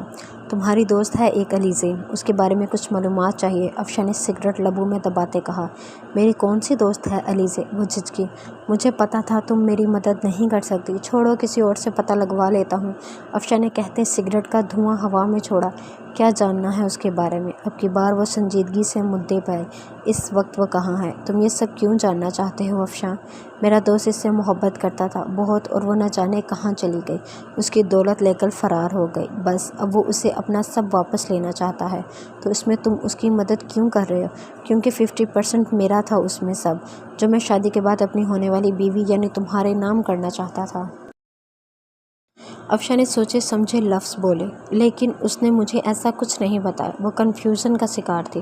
تمہیں مدد کرنی ہے یا نہیں وہ بتاؤ۔ اتنا وقت نہیں ہے میرے پاس، اگر میں سب بتا دوں تو بدلے میں مجھے کیا ملے گا؟ وہ یکدم کھڑی ہوتی بولی، میں افشاں بلوچ اور اس کی ساری دولت سب تمہارا ہے۔ اس وقت وہ پاکستان میں ہی ہے، شمالی علاقے کی طرف، میرے سے 2 دن پہلے وہ واپس آئی ہے۔ اس وقت وہ اسی ہوٹل میں رکی ہے کیونکہ اس نے کچھ لوگوں کو ان کا مال ڈیلیور کروانا ہے۔ گڈ، ویری گڈ، افشا نے کہتے اس کے کاندھے پر ہاتھ رکھا تو وہ مسکرائی۔ وہ اپنی دوست کی نہ بن سکی تھی، کسی دوسرے کی کیا بنتی؟ باپ پر گئی ہے، افشاں بلوچ کے دل سے آواز آئی۔ تم تیاری پکڑو، مجھے ابھی کچھ کام ہے، شام کو ملتے ہیں۔ کیا سچ میں تم مجھ سے شادی کر رہے ہو افشا؟ وہ اب بھی بے یقینی کی کیفیت میں تھی، وہ کتنی آسانی سے اسے مل گئی تھی۔ بالکل، وہ کہتا باہر نکل گیا۔ شام کے 6 بجے وہ گھر آیا تو میڈم وہیں صوفے پر پڑی ٹی وی دیکھ رہی تھی۔ دانین، میں کیا کہہ کر گیا تھا، وقت دیکھو، اب تک تیار کیوں نہیں ہوئی؟ ابھی تو 6 بجے ہیں بس، اس نے ہچکچاتے کہا۔ چلو فوراً جاؤ اور تیار ہو، اور گیلے بالوں کے ساتھ لیٹی ہو، پاگل لڑکی، سردی لگ گئی تو؟ دانین نے اس کی فکر کرنے پر اس کی طرف دیکھا جو ڈرائر کا سوئچ لگا چکا تھا۔ یہاں آؤ فوراً، اس نے دانین کو کہا تو اس کے پاس آ کر کھڑی ہو گئی۔ ریان نے اس کے بال سکھائے۔ آئندہ سے خود سکھا لینا، سمجھ رہی ہو نا کیسے کرنا ہے؟ دانین نے ہاں میں سر ہلایا تو وہ چینج کرنے گیا۔ وہ تیار ہو کر بیٹھ چکا تھا اور اب تک کپڑے بدل کر بھی باہر نہیں آئی تھی۔ دانین آ جاؤ یار، اس نے گھڑی پر وقت دیکھتے کہا جو 7:30 بجا رہی تھی اب۔ وہ باہر آئی، اس کے سامنے کھڑی ہوئی جیسے اسے اپنے متعلق اس کی رائے لینا چاہ رہی ہو۔ ریان نے اسے اوپر سے لے کر نیچے تک دیکھا۔ رنگ کا وہ جوڑا دیکھنے والے کو پہلی نظر میں پسند آ جانے کی صلاحیت رکھتا تھا۔ گلے تک نفیس موتیوں کا کام ہوا تھا، سلیوز فل تھے مگر کٹ لگا کر لٹک رہے تھے، سلک کی کیپری پہنے، بکھرے بال لیے وہ سامنے کھڑی تھی۔ میری چوائس کافی اچھی ہے، اس نے اسے دیکھتے معنی خیزی سے تبصرہ کیا۔ چلو میک اپ کرو اور بال بناؤ، فوراً ہمیں نکلنا ہے۔ اس نے جلدی جلدی کہنے پر وہ میک اپ تو کیا ہی کر پائی تھی، ہلکا بلش، لائٹ لپسٹک اور کاجل لگا کر بھی وہ کافی حسین دکھ رہی تھی۔ چلو اب، ریان نے اس کا ہاتھ تھامتے اس کا دوپٹہ صوفے سے اٹھایا اور کمرے سے باہر نکلا۔ گاڑی میں بیٹھتے اس کی سیٹ بیلٹ باندھ کر اپنی باندھی، اس کا دوپٹہ اسے اڑایا اور گاڑی سٹارٹ کی۔ دانین نے اس کی فکر کا ہر انداز اچھے سے بھانپا تھا، وہ بنا ظاہر کیے ہی اس کی ہر چیز کا دھیان رکھتا تھا، یہی چیز اسے منفرد بناتی تھی۔ دانین کی سب چیزیں کہاں پڑی ہیں اس سے زیادہ ریان کو پتا تھا، اکثر اس کی گمی چیزیں وہی تلاش کر کے دیتا تھا۔ اب ہم جلدی واپس آ جائیں گے، دانین نے ہاتھوں کو آپس میں مسلتے کہا۔ عہد، اس نے فوراً سے آگے بڑھتے اسے سنبھالا۔ ابھی تو وہ سب سمجھ بھی نہیں پایا تھا کہ اس کا خوشبو میں نہایا وجود اس کی باہوں میں تھا۔ عہد نے بنا پلک جھپکے اسے دیکھا اور پھر تیزی سے اسے خود سے دور کیا اور سامنے صوفے پر جا کر بیٹھ کر اسے دیکھنے لگا۔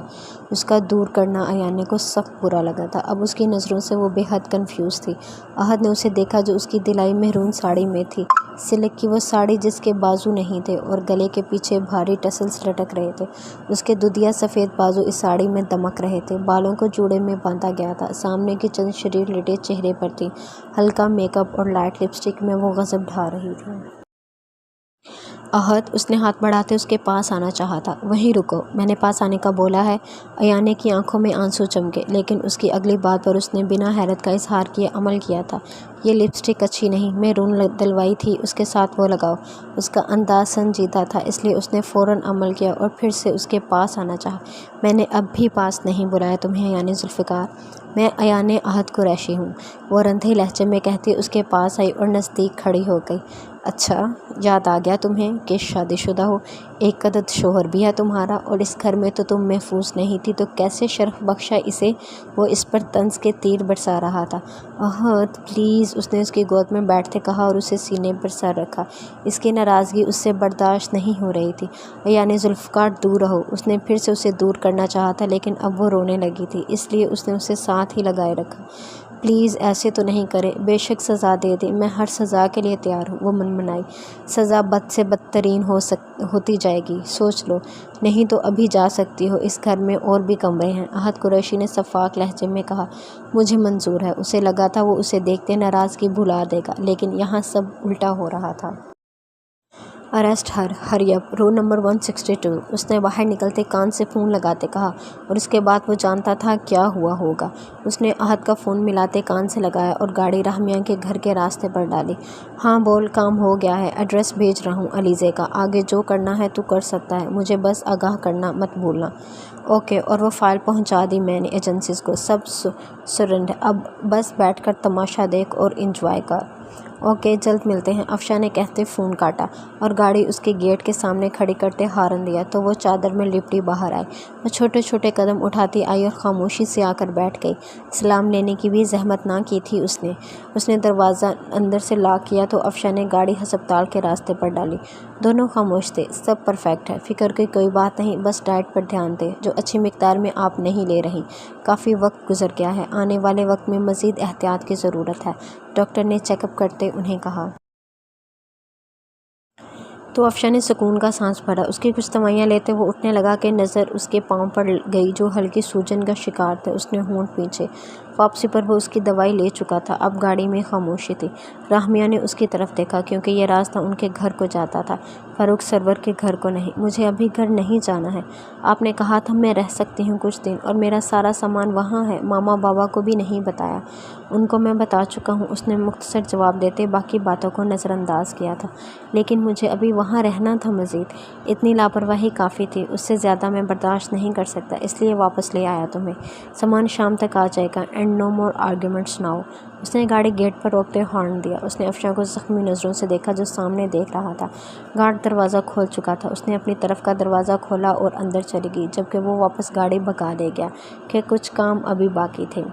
رحمیہ نے اندر جاتے اپنی دوائیاں اور ڈاکٹر سے لائی فائل وہی پھینکی اور اپنے کمرے میں جانے لگی کہ سائمہ بلوچ کا خیال آیا۔ وہ فوراً ان کے کمرے میں گئی جہاں وہ نماز ادا کر کے اب دعا مانگ رہی تھی۔ اسے دیکھتے مسکرائی اور پاس بیٹھنے کا اشارہ کیا تو وہ خاموشی سے ان کی گود میں سر رکھ کر لیٹ گئی۔ آ گئی میری بیٹی، زبردستی لے آئے ہیں آپ کے بیٹے، اس نے روٹھے پن سے کہا تو وہ مسکرائی۔ اس کا لانا بنتا تھا، جیسی آپ کی حرکتیں ہیں، انہوں نے کہا تو رحمیہ نے جھٹکے سے ان کا چہرہ دیکھا۔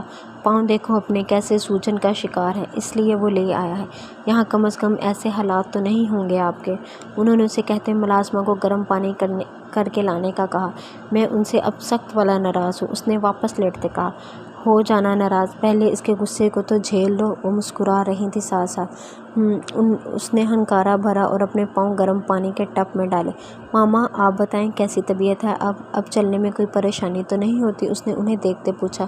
ہوتی ہے مگر ہلکی سی، لیکن دیکھو اب میں بنا سہارے کے چل سکتی ہوں، انہوں نے آہستہ سے اسے قدم آگے بڑھاتے دکھایا تو وہ مسکرائی۔ اسی اثناء میں وہ بھی اندر داخل ہوتا سلام کرنے لگا۔ رحمیہ نے اسے دیکھتے سر جھکایا تھا۔ وہ سائمہ بیگم سے ملا اور اسے دیکھا جو پانی رکھے سر جھکائے بیٹھی تھی، اس کی چیزیں وہ باہر بکھری دیکھ چکا تھا۔ یہ پانی ٹھنڈا ہو گیا ہے، دوبارہ گرم کر لیں، اس کے پانی کو چیک کرتے اس نے ملازمہ سے کہا۔ وہ وہیں بیٹھا سائمہ بلوچ سے باتیں کرنے لگا۔ ملازمہ نے اتنی دیر میں اس کا پانی بدلتے اسے بوائل ایگز دیے تھے جو افشاں باہر ہی انہیں لانے کا کہہ چکا تھا۔ رحمیہ نے سائمہ بیگم اور اس کی آنکھوں کی تپش کو محسوس کرتے کھانا شروع کیا تھا، لیکن یکدم ابکائی آنے سے وہ واش روم کی طرف بھاگی تھی۔ پیچھے افشاں بھی گیا تھا۔ کیا ہوا رحمیہ؟ آپ جانتے ہیں مجھے ابلے انڈے نہیں پسند۔ اس نے اسے دیکھتے شکوہ کرنا نظروں سے گھورا۔ افشاں نے اس کا چہرہ ٹشو سے صاف کیا اور اسے باہر لایا اور ملازمہ کو وہ پلیٹ واپس کی۔ سیمہ بلوچ کو آرام کرنے کا کہتا وہ اسے کمرے میں لے گیا۔ ریان نے اسے دیکھا، وہ کافی کنفیوزڈ دکھ رہی تھی۔ اس کے ہاتھ کی انگلی میں اپنے ہاتھ کی انگلیاں پھنسائی اور گاڑی سائڈ پر روکی۔ تم تو ایسے پریشان ہو رہی ہو جیسے نہ جانے تمہیں کہاں لے کر جا رہا ہوں، اور دوسری بات اپنے ساتھ رکھوں گا، مجھے دیکھ لینا جیسے آج صبح دیکھ رہی تھی۔ وہ مسکراتا دروازہ کھول کر باہر نکل گیا۔ دانیل کے چہرے پر بھی مسکراہٹ نے راج کیا تھا، اب اس کے چہرے کی مسکراہٹ اصل ہوتی تھی۔ وہ واپس آیا اور اس کے ہاتھ تھام کر گجرے پہنائے۔ دانیل کو کافی پسند آئے تھے۔ ناک کے پاس کرتے اس نے گہری سانس بھری، نتنوں سے خوشبو اندر جاتے ہی اسے اچھا محسوس ہوا تھا۔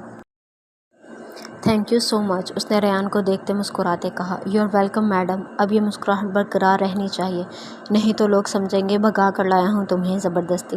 دانیل نے اسے گھورا تو اس نے واپس گاڑی سٹارٹ کرتے منزل کے راستے پر ڈالی۔ وہاں پر پہنچتے اس نے اتر کر آپس اس کا ہاتھ تھام کر قدم اندر ہال کی طرف بڑھائے۔ دانیل یہاں وہاں دیکھتی بے حد کنفیوز تھی۔ یہ بھی شکر تھا کہ اس نے اس کا ہاتھ تھام رکھا تھا۔ وہاں دروازے سے اندر داخل ہوتے دانیل وجاہت میں ایک نئی دنیا دیکھی تھی۔ ہر طرف رنگ و بو کا سیلاب امڑ آیا تھا، جیسے سجاوٹ، کھانے کی اشیاء کے میز، رنگین اور بے حد ماڈرن لباس میں لوگ۔ ریان نے آگے بڑھتے لوگوں سے ملنا شروع کیا تو اسے گھبراہٹ سی ہونے لگی۔ ہر بار اپنے تعارف پر وہ ایک مسکراہٹ مخالف کی طرف اچھال دیتی۔ وہاں ہر شخص اپنی دنیا میں مگن تھا، ہر طرح کے مشروبات ہاتھ میں تھام رکھے تھے۔ لڑکیوں کی ڈریسنگ دیکھتے اس کی آنکھیں ہر گزرتے لمحے حیرانی سے بڑی ہو جاتی۔ بیوی، آنکھیں مت کھولو اتنی، ریان نے اس کی طرف جھکتے شرارت سے کہا تو اس نے آنکھیں میچی۔ تھک تو نہیں گئی؟ ریان نے اسے پوچھا۔ اس سے پہلے کہ وہ جواب دیتی ایک لڑکی ان کی طرف آئی تھی۔ اوکے، احد نے کہتے جھٹکے سے اس کا رخ موڑا اور اس کی پشت کو اپنے سینے سے لگاتے اس کے پیٹ پر اپنے بازو باندھے۔ اب اس کے ہاتھ آہستہ آہستہ اس کے بازوؤں کو سہلا رہے تھے۔ ایانے کی سانسیں مدھم ہونے لگی تھی۔ اب اس کے بالوں پر ہاتھ رکھتے اس نے جھٹکے سے اس کا جوڑا کھولا تھا۔ کھینچ پڑتے ہی اس نے سسکی بھری تھی، لیکن مخالف کو کہاں فرق پڑتا تھا۔ اس کے بال سائڈ ٹیبل پر کرتے احد نے اس کے کان کے قریب اپنے لب کیا اور اپنے دانتوں تلے دبایا تو وہ چیخی۔ احد، آپ ایسا نہیں کر سکتے۔ کیوں؟ ابھی تو تمہیں سب منظور تھا، اس لیے خاموش رہو۔ اب کی بار آواز آئی تو سزا اور مشکل ہو جائے گی۔ اب کی بار اس کی گردن پر اس کے لبوں نے طواف کرنا شروع کیا تھا۔ ایانے نے آنکھیں بند کی۔ احد نے واپس اس کا رخ خود کی طرف موڑا اور اس کی طرف دیکھا جو اسے ہی دیکھ رہی تھی۔ 2 مہینوں بعد کیسے یاد آ گئی میری، اس کی کمر کو تھامتے کہا۔ میں وہ جواب تو نہیں ہوگا، ہے نا؟ اب کی بار اس نے اس کی ساڑی کے ٹسلز کھینچے تھے جو ٹوٹتے نیچے زمین پر گرتے بکھر گئے تھے۔ بال باندھو، احد نے اسے دیکھتے کہا۔ ایانے کو غصہ بھی آیا کہ پہلے خود کھلوائے تھے اور اب اسے کیسے آرڈر کر رہا تھا۔ گھورو مت، جو کہا ہے وہ کرو، احد نے اس کی کمر کو جھٹکا دے کر خود سے مزید قریب کرتے کہا۔ اس نے بال باندھے تو اس کے ہاتھ اس کے لبوں پر گئے تھے اور پل میں اس کی میرون لپسٹک کو مسلا اور انگوٹھے کی مدد سے ساری اتار دی۔ پہلے والی زیادہ بہتر تھی، اس نے ایانے کو دیکھ کر کہا جو صدمے سے اب اسے ہی دیکھ رہی تھی۔ لگوائی بھی آپ نے تھی، بھولے مت، ایانے نے اونچی آواز میں کہا۔ اٹھو اور دوبارہ لگا کر آؤ۔ اس نے 2 منٹ خاموشی سے اسے دیکھا اور پھر اگلا فرمان جاری کیا۔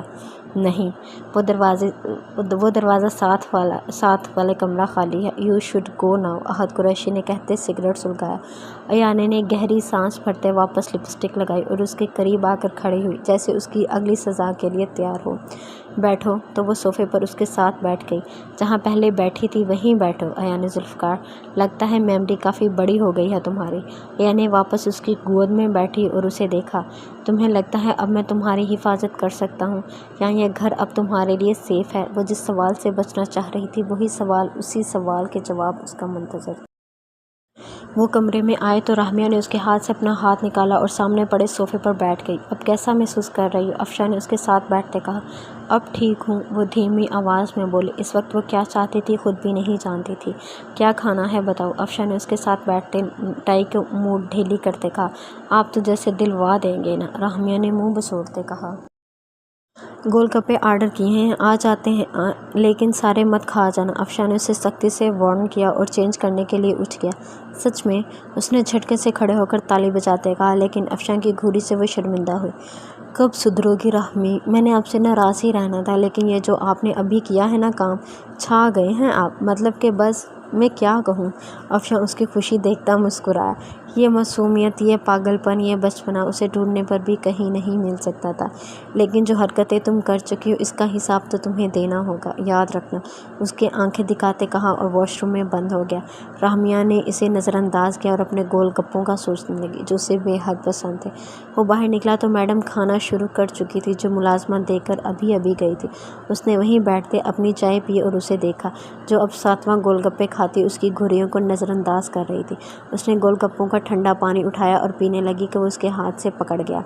बस बहुत है आज के लिए, थोड़ा सा प्लीज़, राहमिया ने कहा तो अफशा ने नफ़ी में सर हिलाते मुलाजमा को आवाज़ दी।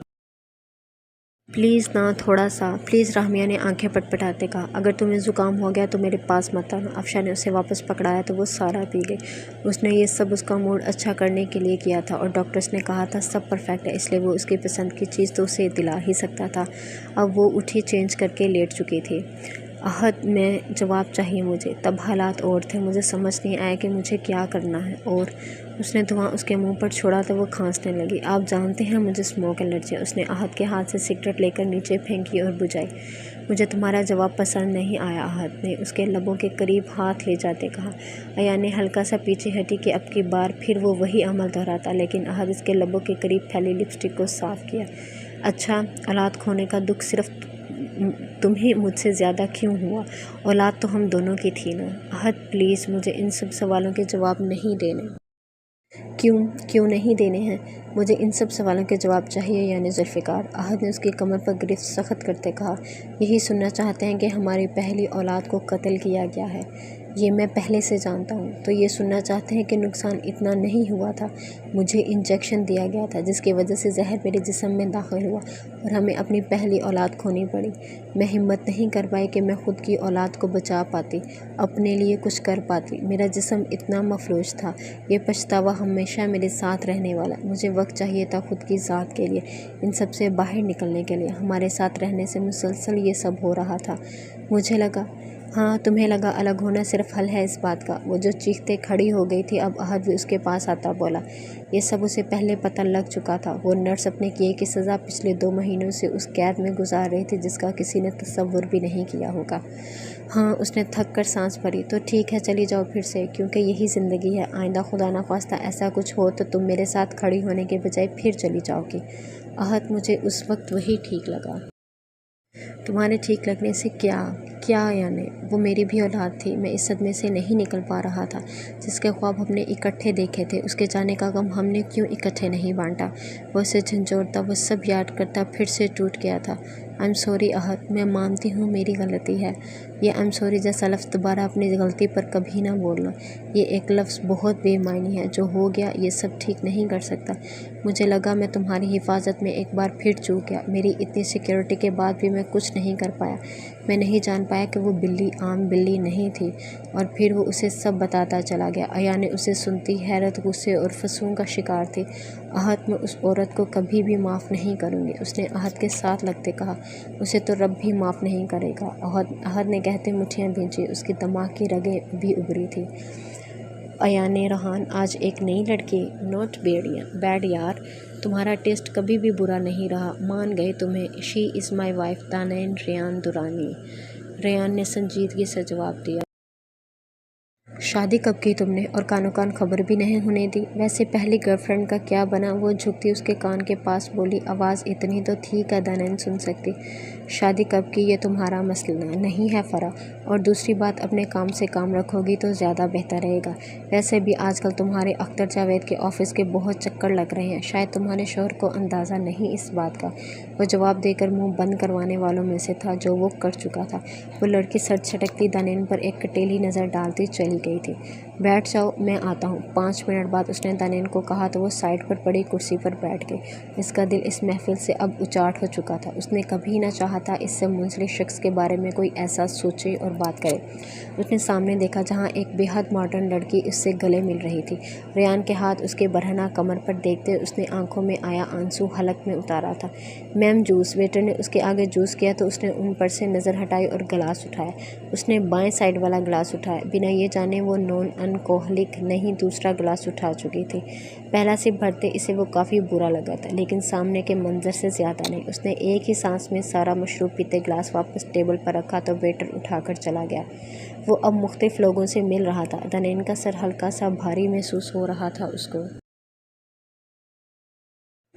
اس نے یہاں وہاں اسے ڈھونڈنا چاہا جو لوگوں میں گھرا تھا۔ لڑکے اور لڑکیوں کا وہ گروہ کہیں سے بھی اس کا ٹیسٹ نہیں تھا اور نہ بن سکتا تھا۔ وہ واپس آیا، اس کی طرف دیکھا جو اسے ہی دیکھ رہی تھی۔ کیا کھاؤ گی؟ بھوک لگی ہوگی؟ اس نے دنین سے پوچھا۔ فی الحال کچھ نہیں، چاہیے ہوگا تو میں ڈال لوں گی، اس نے سادگی سے جواب دیا۔ اوکے، کچھ چاہیے ہو تو بتانا، ابھی بس تھوڑی دیر میں واپس چلتے ہیں، اوکے؟ اس نے دنین کا گال تھپتھپایا تو اس نے پھیکی مسکراہٹ سے سر ہاں میں ہلایا۔ شان، آپ کو کیسے پتہ چلا کہ میں گھر سے باہر نکلی ہوں؟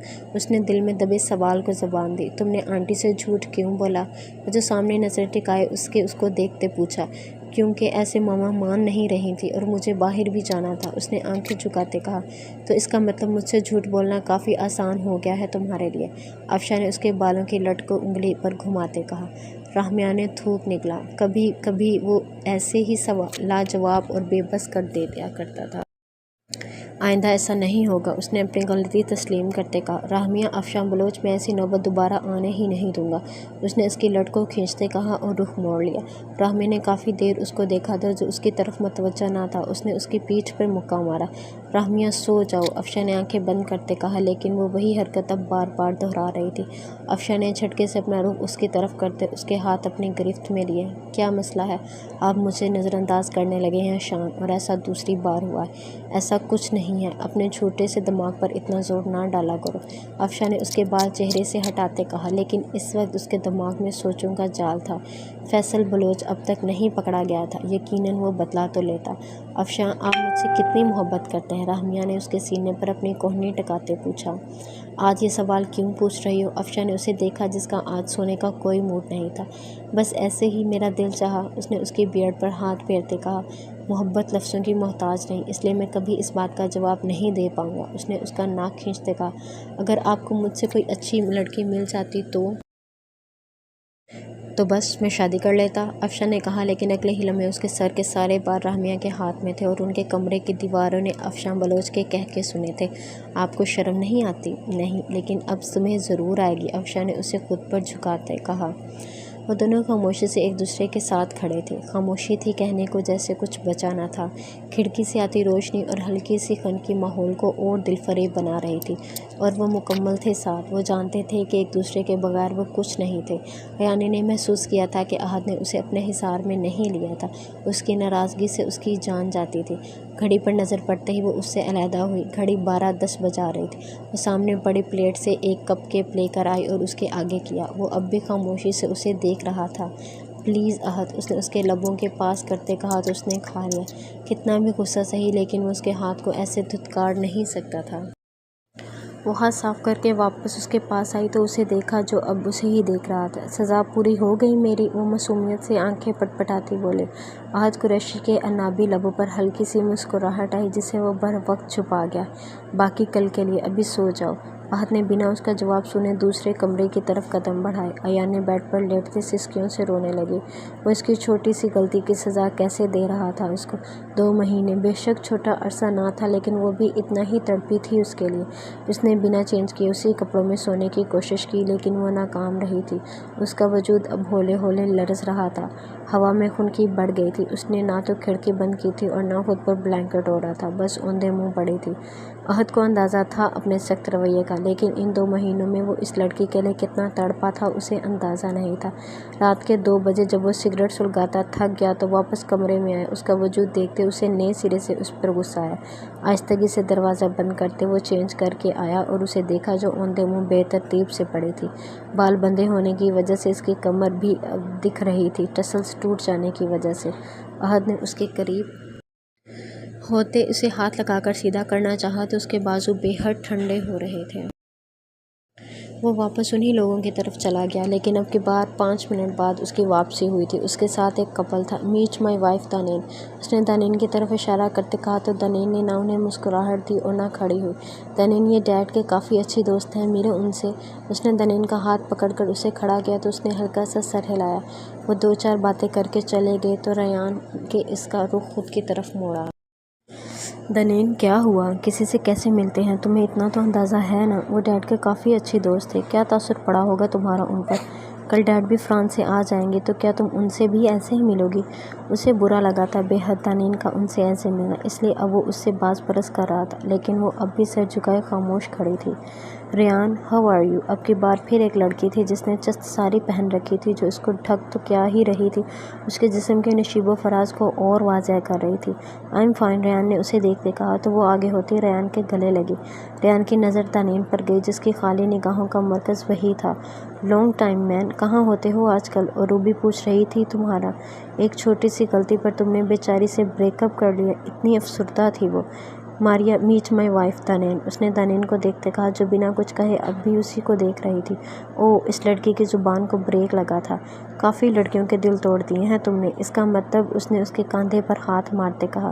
میں پہلے بھی لڑکیوں کی طرف نہیں بڑھتا تھا، لڑکیاں خود آتی تھی اور پھر مجھے یہ مل گئی، اس کے بعد مجھے کوئی دکھی ہی نہیں۔ تو یہی ہے بس اب سب کچھ تمہارا۔ مجھے یاد ہے تم کہا کرتے تھے کہ ریان دورانی صرف ایک عورت کے آگے جھکے گا اور وہ وہی ہوگی جو تمہارے نکاح میں ہوگی۔ بالکل، اس نے دنین کا ہاتھ تھامتے کہا۔ دنین کے چہرے پر اب کی بار بھی کوئی تاثر نہ تھا۔ چلو پھر ملتے ہیں، وہ کہہ کر چلی گئی تو دنین نے اس کے ہاتھ سے اپنا ہاتھ نکلوایا۔ ریان نے اس کی طرف دیکھا جو مخالف سمت دیکھ رہی تھی، وہ اسے سمجھنے سے قاصر تھا۔ مجھے گھر جانا ہے، وہ بنا اس کی طرف دیکھتی بولی۔ چلتے ہیں کچھ دیر میں، آ جاؤ کچھ کھا لو پھر نکلتے ہیں۔ اس نے دنین کا ہاتھ پھر سے پکڑا۔ نہیں، مجھے ابھی گھر جانا ہے۔ آپ نے نہیں جانا تو مجھے چھوڑ کر واپس آ جائیے گا، اس نے پھر سے ہاتھ چھڑواتے ذرا اونچی آواز میں کہا۔ دنین، یہ کیا بدتمیزی ہے اور یہ کیسے بات کر رہی ہو؟ مجھے گھر جانا ہے۔ اوکے چلو، وہ اسے باہر کی طرف لے آیا۔ رکو یہاں گاڑی لاتا ہوں۔ اسے غصہ آیا تھا وہ کیسے اس سے بات کر رہی تھی، لیکن پھر بھی اس نے اس کی بات مانتے واپسی کے لیے قدم بڑھائے تھے۔ فیصل بلوچ ہر طرح سے پلاننگ کر چکا تھا، اسے اطلاع پہلے ہی مل چکی تھی کہ تالیہ بھی آ چکی ہے۔ ان دونوں کی تصاویر وہ اتروا چکا تھا، اب اسے کہاں کیسے استعمال کرنا تھا وہ جانتا تھا۔ اس نے اپنے جانے کا انتظام کر لیا تھا، وہ بارڈر کے راستے خفیہ طریقے سے جانے والا تھا، حلیہ بدل کر۔ ایک بار وہ نکل جاتا پھر تالیہ کا بھی انتظام کرتا کچھ، لیکن وہ جاتے جاتے ان کا ایسا نقصان کرنا چاہتا تھا جس کی بھرپائی وہ ساری عمر نہ کر پائے۔ اس کے ذرائع کے مطابق افشاں بلوچ گھر سے 10 بجے نکلتا تھا، اب آگے اسے ہی کچھ کرنا تھا۔ وہ جانتا تھا اب پکڑا گیا تو آگے بس موت ہے۔ بھانجے صاحب بہت جلد ملاقات ہوگی اور اس بار گھاؤ کافی گہرا ملے گا جو جلدی بھر نہیں پائے گا، امید ہے۔ افشاں نے آنکھیں کھولی تو وہ اس کے نزدیک ہی سکون سے سو رہی تھی۔ افشاں نے اس کے ماتھے پر لب رکھے اور اٹھ گیا۔ آج اسے جلدی نکلنا تھا، اسے آج فیصل بلوچ کی لوکیشن ٹریس کروانی تھی، جلد از جلد اسے ڈھونڈ نکالنا تھا۔ وہ بنا اسے اٹھائے فریش ہو کر باہر گیا، سائمہ بلوچ سے ملا اور نکل گیا، یہ جانے بغیر کہ واپسی پر اسے کافی گہرا دھچکا لگنے والا تھا۔ راہمیا سو کر اٹھی اور ارد گرد دیکھا، کھڑکی کے پردے بھی نہیں اٹھائے تھے لیکن وہ تھا بھی کہیں نہیں، تو اسے اندازہ ہوا کہ وہ بنا اس کی نیند خراب کیے جا چکا۔ ہلکی سی خوبصورت مسکراہٹ اس کے لبوں پر پھیلی، اس نے اپنا فون ڈھونڈا، ایک جو خوبصورت میسج تو بنتا تھا اس شخص کے لیے۔ سائڈ دراز سے فون اٹھایا تو انجان نمبر سے کافی تصویریں اور ویڈیوز تھیں، اس نے ایک ایک کر کے کھولا انہیں، وہ کھلی آنکھوں سے سب دیکھتی رہی، کبھی آنکھوں کی پتلیاں سکڑتی اور کبھی ان میں بے یقینی ہوتی۔ اس نے فون سائڈ پر رکھا اور اپنا بھاری سر تھاما، اس کو زکام ہو چکا تھا، لیکن جو کچھ اس نے ابھی دیکھا تھا، افشاں بلوچ کسی اور عورت کو کیسے اپنے قریب آنے دے سکتا تھا، یہ سوچ اسے اندر ہی اندر کھانے لگی تھی، لیکن اس شخص پر اسے پورا بھروسہ تھا۔ وہ کچھ سوچتی کہ باہر سے آتی چیخ پر وہ جھٹکے سے بستر سے اٹھی اور باہر نکلی۔ سامنے ہی سائمہ بلوچ کے سر پر کوئی شخص گن تانے کھڑا تھا، اس کی پیٹھ راہمیا کی طرف تھی، اس لیے وہ اس کا چہرہ نہ دیکھ پائی۔ اس نے دیکھا گھر میں ہلکا ہلکا سا دھواں تھا، چاروں طرف لوگ پھیلے تھے۔ اس نے آنکھوں کو بند کر کے کھولا تھا، اس کے دل کی رفتار حد سے زیادہ تیز ہوئی، اس نے تھوک نگلتے واپس قدم موڑنے چاہے جو اب ناممکن تھا، کتنی خاموشی سے سب ہوا تھا۔ علیزے کی ساری انفارمیشن اسے مل چکی تھی، تالیہ سب کچھ افشاں سے شادی کے لالچ میں بتا چکی تھی، اسے پولیس کے حوالے کرنا تھا، لیکن ایک آخری ملاقات وہ کرنا چاہتا تھا اس لڑکی سے۔ اس نے اسی ہوٹل کے بیک پر گاڑی روکی، وہ وہاں 2 لوگوں سے کچھ لین دین کر رہی تھی۔ احد قریشی اس پر نگاہ ٹکائے بیٹھا تھا، جیسے ہی وہ ان لوگوں سے علیحدہ ہوئی تو احد نے اپنی پچھلی گاڑی میں بیٹھے گارڈ کو اشارہ کیا۔ وہ گئے اور اسے بے ہوش کرتے گاڑی میں ڈالا۔ احد قریشی کے لبوں پر مسکراہٹ بکھری، اس نے آنکھیں ایک ویران جگہ پر کھولی تھی، آس پاس جنگل تھا۔ اس نے ہوش میں آتے ہی چلانا شروع کیا تھا، آہستہ چیخو، اتنی طاقت مت ضائع کرو، یہاں سننے والا کوئی نہیں۔ احد قریشی دروازہ کھولتا اندر داخل ہوا۔ اسے دیکھتے علیزے کا سانس سوکھا تھا، آگے کیا ہونے والا تھا وہ اس سے بخوبی واقف تھی۔ وہ شخص خود کی چیزوں اور خود سے منسلک لوگوں کے لیے کتنا جنونی تھا، اس سے بہتر کون جانتا تھا۔ کافی عرصے بعد مل رہے ہیں؟ نہیں، اس نے کرسی پر بیٹھتے کہا تو اس ویران کمرے میں واحد سامان تھا۔ احد اس کے سوکھے لبوں سے ایک ہی لفظ ادا ہوا، ہاں تمہارا دوست، یاد ہے ہم کافی اچھے دوست ہوا کرتے تھے، یہاں تک کہ میرے لیے میرے والدین کی پہلی پسند بھی تم تھی۔ ہاں لیکن تم نے شادی اس سے کر لی۔ زبان سنبھال کر، نہیں تو اسے گندی سے کھینچتے میں وقت نہیں لگاؤں گا، اس نے اٹھتے کرسی کو ٹھوکر مارتے کہا۔ ایسا کیا ہے اس میں احد جو مجھ میں نہیں؟ سب کچھ، یہی کافی ہے کہ وہ ایان احد قریشی ہے، میری محبت، میرا قیمتی اثاثہ، اس سے زیادہ وہ تعارف کی مستحق نہیں۔ اب بنا کسی فضول بات کے مدعے پر آؤ۔ کس مدعے پر؟ تم ایک عام لڑکی سے کرمنل کیسے بنی؟ تم وہ علیزے نہیں ہو جسے میں جانتا تھا۔ اب کی علیزے اسمگلنگ میں ملوث ہے، کسی کو جان سے مارنے کی کوشش کر چکی ہے اور ایک وجود جو ابھی اس دنیا میں نہیں آیا تھا اس کا قتل کر چکی ہے۔ علیزے کی آنکھیں حیرت کی زیادتی سے کھلی، وہ اس کے بارے میں سب جانتا تھا۔ مجھے تم چاہیے تھے، اب ملے نہیں تو میں کیسے کسی دوسری عورت کو خوش رہنے دے سکتی ہوں تمہارے ساتھ؟ وہ جنونی انداز میں چیخی۔ انسانیت کا قتل کیا ہے تم نے، احد نے اپنا غصہ ضبط کرتے کہا۔ ہاں سب کیا میں نے، سب، اب بھی کوشش نہیں چھوڑوں گی۔ اس عورت کو کوئی اولاد اس دنیا میں نہیں آئے گی اور چٹاخ، وہ ایسا چاہتا نہیں تھا لیکن اس کی اتنی گھٹیا سوچ پر اس کا ہاتھ اٹھا تھا۔ وہ عورت میرے دل پر پھر بھی اتنا ہی مقام رکھے گی، چاہے تم جو کر لو، لیکن اب کچھ کرنے کا نہ تو تمہیں موقع ملے گا اور نہ وقت۔ احد نے کہتے دروازہ کھولا۔ ایک ساتھ 3 لیڈی کانسٹیبل اندر آئی تھی اور اسے تھاما۔ وہ چیخ رہی تھی، اس نے اپنا آپ چھڑوانے کے لیے جنونی ہو رہی تھی۔ تم کبھی خوش نہیں رہو گے احد قریشی، میں تمہیں کبھی بسنے نہیں دوں گی۔ وہ اور بھی بہت کچھ بول رہی تھی، اس نے اس کی باتوں کو ہوا میں اڑایا کہ وہ ملک کی کرمنل تھی، اس کو اب کھلی فضا کبھی دیکھنے کو نہیں ملے گی۔ اس نے گہری سانس بھرتے خود کو ہلکا محسوس کیا۔ وہ اس کے منہ سے سننا چاہتا تھا، اس سے اقرار جرم کروانا چاہتا تھا جو اس نے دھڑلے سے کیا تھا۔ اس نے فرحان دید قریشی کو اس کی ریکارڈنگ سینڈ کی تھی۔ وہ گاڑی پارکنگ سے نکالنے گیا تھا، اسی لیے اسے وقت لگا تھا۔ دانین کو اکیلا کھڑے دیکھ ایک شخص اس کے پاس آیا، وہ بھی اپنی گاڑی شاید پارکنگ سے نکال کر لایا تھا۔ لفٹ چاہیے؟ اس نے دانین کے پاس گاڑی روکتے کہا۔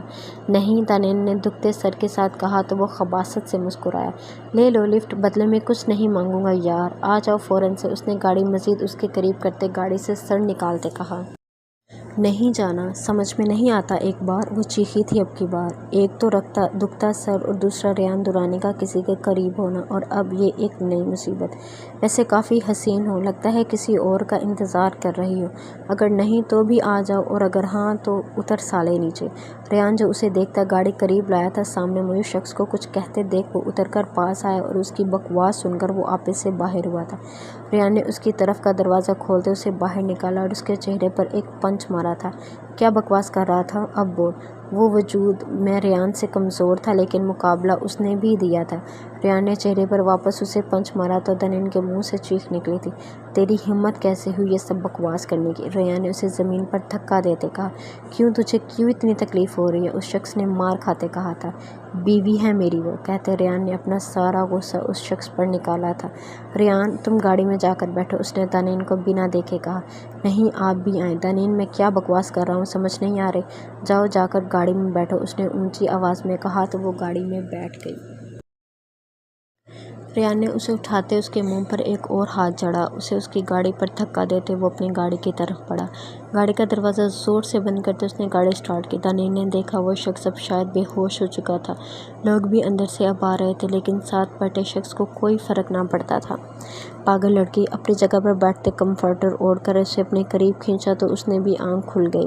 اب وہ خاموشی سے اسے دیکھ رہی تھی، اس کی آنکھ میں اٹکا آنسو گرنے سے احد نے جھٹکے سے اسے اپنے ساتھ لگا کر بٹھایا تھا اور اپنے پوروں سے اس کے آنسو صاف کیے تھے۔ آپ تو وہاں سونے چلے گئے تھے، اب کیوں آئے ہیں؟ اس کے ہاتھ جو اس کے ٹھنڈے بازو سے ہلا رہے تھے اسے جھٹکتی بولی۔ ایانے اس وقت میں کسی بحث کے موڈ میں نہیں ہوں، اگر میں نہ آتا تو ٹھنڈ لگ جاتی تمہیں عقل ہے یا نہیں؟ نہیں، مجھے اندازہ تھا کہ جو شخص ان 2 مہینوں میں میری ہر سرگرمی سے واقف ہے وہ اب بھی مجھے ایسے تو نہیں چھوڑے گا۔ اس کے لہجے میں مان جھلکا تھا۔ وہ پل میں احد قریشی کو لاجواب کر گئی تھی۔ سردی لگ رہی ہے، اس نے احد کو دیکھتے کہا تو احد قریشی نے اسے گھورا۔ پہلے نہیں لگ رہی تھی۔ تم مجھے بہت تنگ کرتی ہو ایانے ذوالفقار۔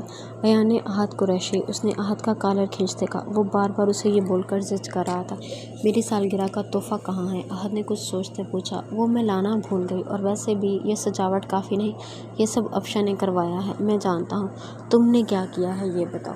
میں آپ کے لیے تیار ہوئی تھی اور یہاں موجود ہوں، کیا یہ تحفہ کافی نہیں؟ میرے لیے تیار ہوئی تو صحیح سے دیکھنے تو دو۔ صحیح سے دیکھ کر آپ میری تیاری برے طریقے سے خراب کر چکے ہیں احد۔ اب ہمیں سونا چاہیے، مجھے شدید سردی لگ رہی ہے، اس نے کہا تو احد اٹھا، لائٹس آف کرتا واپس اپنی جگہ پر آیا اور اسے کمفرٹر میں چھپایا۔ آپ نے مجھے ایک بھی کال نہیں کی احد ان 2 مہینوں میں، نہ ہی ملنے آئے۔ وہ اب شکووں کی لسٹ کھول بیٹھی تھی۔ تو تم نے کون سا فون کیا تھا؟ اور میں پہلے ہی کہہ چکا تھا، جا بھی اپنی مرضی سے رہی اور واپس بھی اپنی مرضی سے آؤ گی۔ احد نے اسے ہثار میں لیا۔ سڑوں! ایانے کو اس کے وجود سے تحفظ محسوس ہوا تھا۔ وہ پرسکون تھی اب بے حد۔ احد نے جھکتے اپنی بھری ہوئی بیئرڈ اس کے چہرے پر پھیری تو وہ چلائی، احد ہٹیں پیچھے، اور یہ کیا حلیہ بنایا ہوا ہے آپ نے؟ تمہیں کس نے کہا تھا دور جاؤ؟ اب بھگتو میرے اسی حلیے کے ساتھ، اس نے کہتے واپس وہی عمل دہرایا۔ اس نے سر اٹھایا تو اسے ہی گھور رہی تھی۔ احد نے جھک کر اس کی آنکھوں پر باری باری لب رکھے۔ 2 مہینوں کا عرصہ کافی ہوتا ہے کسی کو تڑ پانے کے لیے، جب آپ کو اندازہ ہو کہ مخالف کا آپ کے بغیر گزارا نہیں۔ احد اس کے کان کے پاس آہستہ آواز میں اقرار کیا۔ ایانے اس کے گال پر آہستگی سے لب رکھے۔ اس کا اقرار اسے سرشار کر گیا تھا۔ احد ہم دعا کریں گے نا رب العزت ہمیں جلد سے پھر سے اولاد سے نواز دے۔ نہ چاہتے ہوئے بھی اس کا لہجہ افسردہ ہوا تھا۔ صحیح وقت پر سب ہو جائے گا یعنی، اور جو ہو گیا اس کے بارے میں اب ذکر نہیں ہوگا دوبارہ کبھی۔ یہ بات کھول کر سن لو میری اور ذہن میں بٹھا لو۔ احد نے کہتے روب بدلے اور وہ نیچے آیا اور ایانے اوپر تھی۔ ایانے کے بال ان دونوں کو ڈھک گئے کیونکہ وہ اس کے بال کھول چکا تھا۔ ایانے کو اس کے ہاتھ اپنی کمر پر سرکتے محسوس ہو رہے تھے۔ اس نے ہونٹ پیچھے۔ احد اس سے پہلے کہ وہ کچھ کہتی، احد اس کے بالوں میں ہاتھ پھنساتا اسے خود پر جھکا چکا تھا۔ 2 سیکنڈ بعد اسے خود سے دور کرتے اس نے ایانے کو دیکھا جو آنکھیں بند کیے تھی۔ احد نے اس کے لبوں پر پھر سے اپنے تشنہ لب رکھتے خود کو سیراب کیا۔ اب کی اس کی گرفت میں شدت تھی۔ ہر گزرتے لمحے کے ساتھ ایانے کو اس کی گرفت اپنی کمر پر سخت ہوتی محسوس ہوئی تھی۔ سانس بند ہوتے اس نے احد کو جھٹکے سے خود سے دور کیا تھا۔ اپنے نم لبوں پر انگلی پھیری تو خون کی ایک ننھی سی بوند تھی۔ اس نے احد کو بے یقینی سے دیکھا۔ احد نے اس کی آنکھوں کے شکوے کو نظر انداز کرتے اس کی گردن پر لب رکھے تھے۔ ایانے کو ہر لمحے کے ساتھ اس کے بازو اپنی کمر میں پیوست ہوتے محسوس ہوئے تھے۔ اس کی شدتیں برداشت کرتے وہ نہ ڈھال پڑی تو احد نے واپس اسے اس کی جگہ پر لٹا کر اس پر جھکا۔ ایانے نے چہرہ موڑنا چاہا تھا۔ احد نے اس کی یہ کوشش بھی ناکام بنائی۔ ابھی چند لمحے پہلے کسی نے مجھ سے پوچھا تھا کہ سزا ختم ہو گئی اور آپ نے کہا تھا کل بھی ملے گی۔ فی الحال مجھے برداشت کرو خاموشی سے۔ 2 مہینے تڑپایا ہے تم نے مجھے، اب بھگتو۔ احد نے کہتے اس کے شولڈر پر اپنے لب رکھے۔ ایانے ہر لمحے کے ساتھ اس کی بڑھتی شدت کو بخوبی محسوس کر سکتی تھی، لیکن اس کی قربت کی تاثیر ہی تھی جس نے اس کے سارے زخموں پر مرہم رکھا تھا۔ ایانے نے پرسکون ہوتے اس کے گرد بازو باندھتے آنکھیں موندی تھی۔ اے لڑکی رکو! سامنے موجود ناکام پوشوں میں سے ایک نے اس کی طرف گن کا رخ کرتے کہا تو وہ تھمی۔ فیصل بلوچ نے رخ موڑا اور اس کے قریب جا کھڑا ہوا۔ راہمیہ کے ہاتھ پاؤں سرد پڑ چکے تھے۔ یہ سب اچانک کیا ہوا تھا؟ افشاں بلوچ کی اتنی سیکیورٹی کے بعد اس گھر میں جیسے کیسے داخل ہو سکتا تھا؟ یقیناً مخالف پوری تیاری کے ساتھ آیا تھا۔ واہ رے گڑیا، کافی بڑی ہو گئی ہو۔ یہ آواز تو وہ لاکھوں میں پہچان سکتی تھی۔ اس کے ماتھے پہ بوندیں نمودار ہوئی اور دل کی رفتار ساکت، اس کے ہاتھ برف ہوئے۔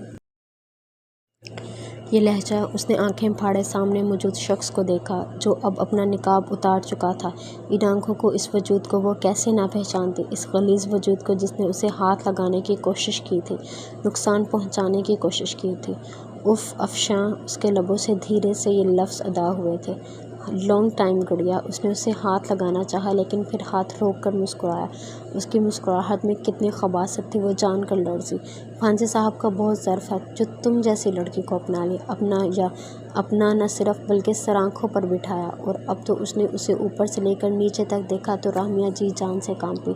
दुपट्टा जो आते उसके सर पर था हल्का सा ढलका था जिसे उसने सीने पर अच्छे से कांपते हाथों से फैलाया और कदम पीछे लिए। ना ना ना, अब तो करीब आना है गुड़िया और तुम दूर जा रही हो। आज तो इस घर में दो दो गुड़ियाँ हैं। समझ नहीं आ रही किसकी खूबसूरती को पहले खराजे तस्लीम पेश करूँ।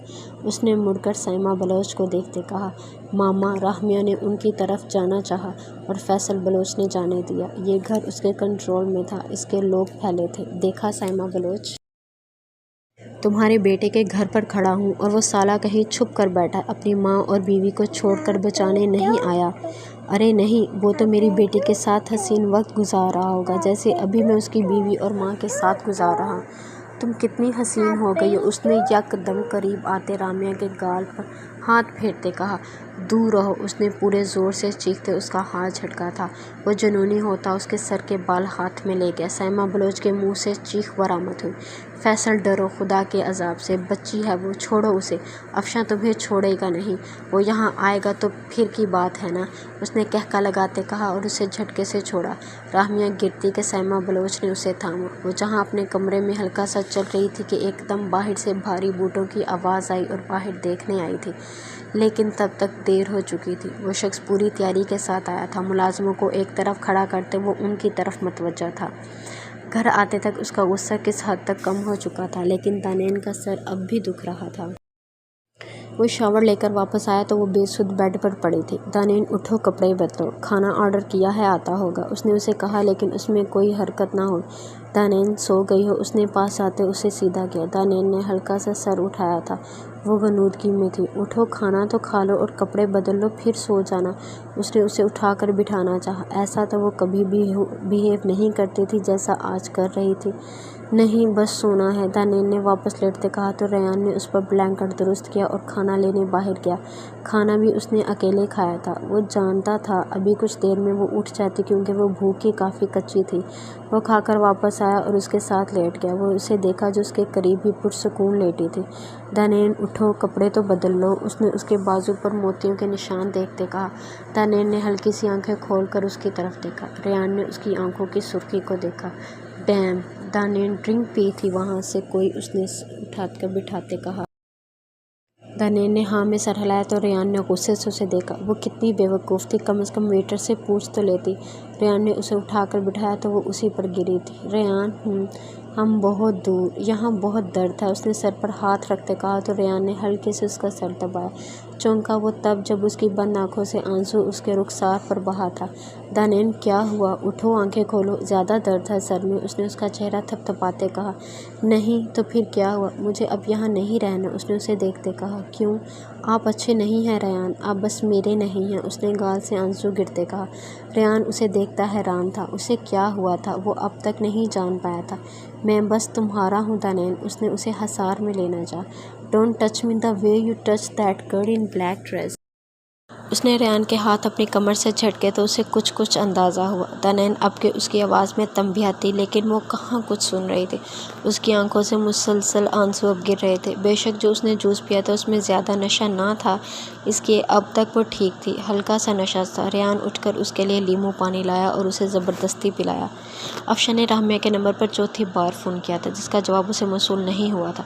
उसने फ़ोन की स्क्रीन को देखते मुठ्ठियाँ भींची। उसकी इतनी पक्की नींद न थी कि वो एक फ़ोन कॉल से उठती ना। वो अब तक उसे जाग जाना चाहिए था, वो इतना नहीं सोती थी। उसने साइमा बलोच का नंबर मिलाया कि उसकी दवाई का वक्त था, लेकिन उन्होंने भी फ़ोन ना उठाया। गाड़ी रोको, उसने ड्राइवर को कहा और दिमाग पर जोर डाला। तालिया कहाँ है इस वक्त? जहाँ उसे होना चाहिए, अपनी असल जगह पर है। अलीज़े भी पकड़ी जा चुकी है सर। अफशा ने फ़ोन काटते खाली सड़क को देखा और एकदम दिमाग में झमाका हुआ।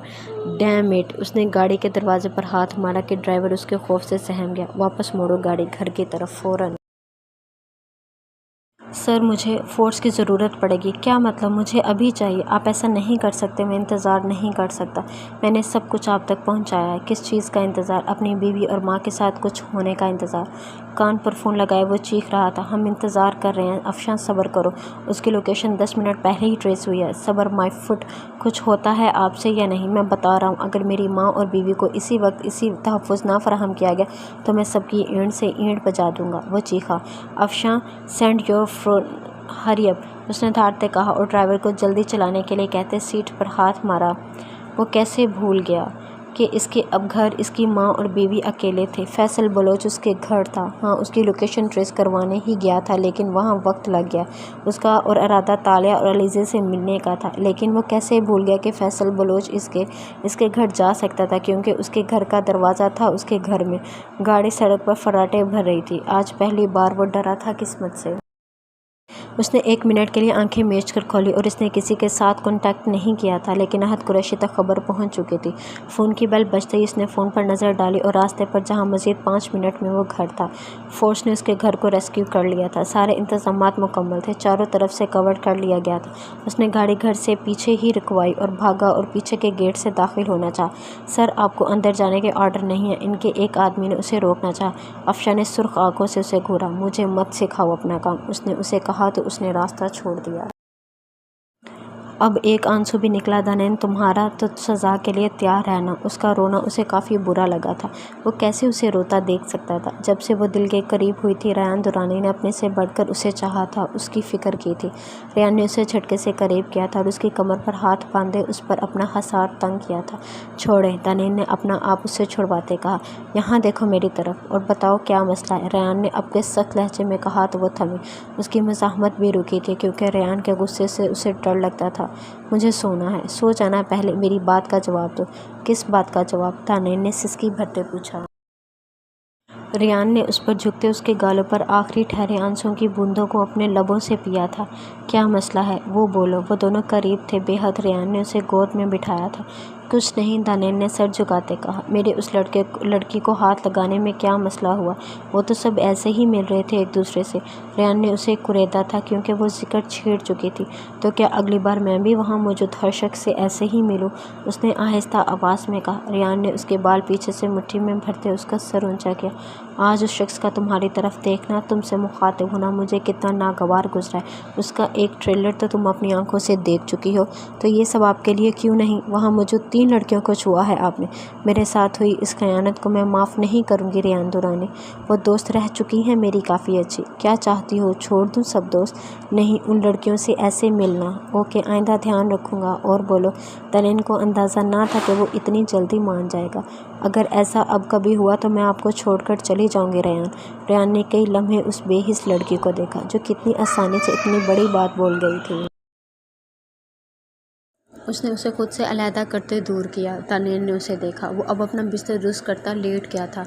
ریان، میں ابھی بات کر رہی ہوں۔ اس نے ریان کے کاندھے سے اسے جھنجھوڑا۔ سو جاؤ، کھانا کھاؤ، اس سے پہلے رکھا ہوا ہے، اور کپڑے بدلو، منہ ہاتھ دھو گرم پانی سے اور لیٹو آ کر۔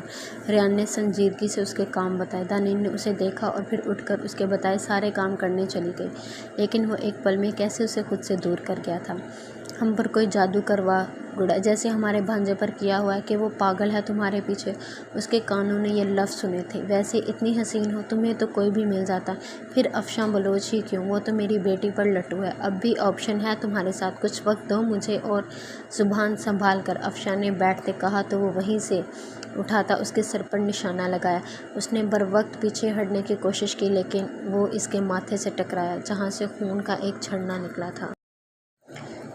اس کے تمام بندوں نے اپنی گن کا رخ اس کی طرف کیا۔ راہمیہ اسے دیکھتے سسکی بھری تھی۔ افشاں، سائمہ بلوچ کے کہتے دل پر ہاتھ رکھتے راہمیہ کو ساتھ لگایا، جس کا جسم آہستہ آہستہ مفلوج ہو رہا تھا۔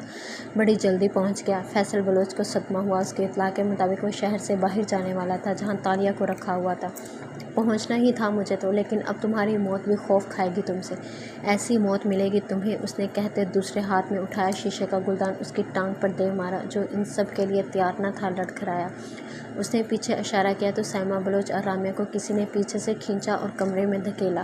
ماحول میں اب گولیوں کی تھڑ تھڑاہٹ تھی۔ فورسز ان پر غلبہ پا چکے تھی، حالات ان کے ہاتھ میں تھے، سب کچھ احد قریشی نے ہینڈل کیا تھا۔ افشاں کے سینے پر گولی چھو کر گزری تھی، جو فیصل بلوچ کی گن سے نکلی تھی، اور اس کے بعد اس کے دونوں بازوؤں میں 4 گولیاں اتاری گئی تھیں۔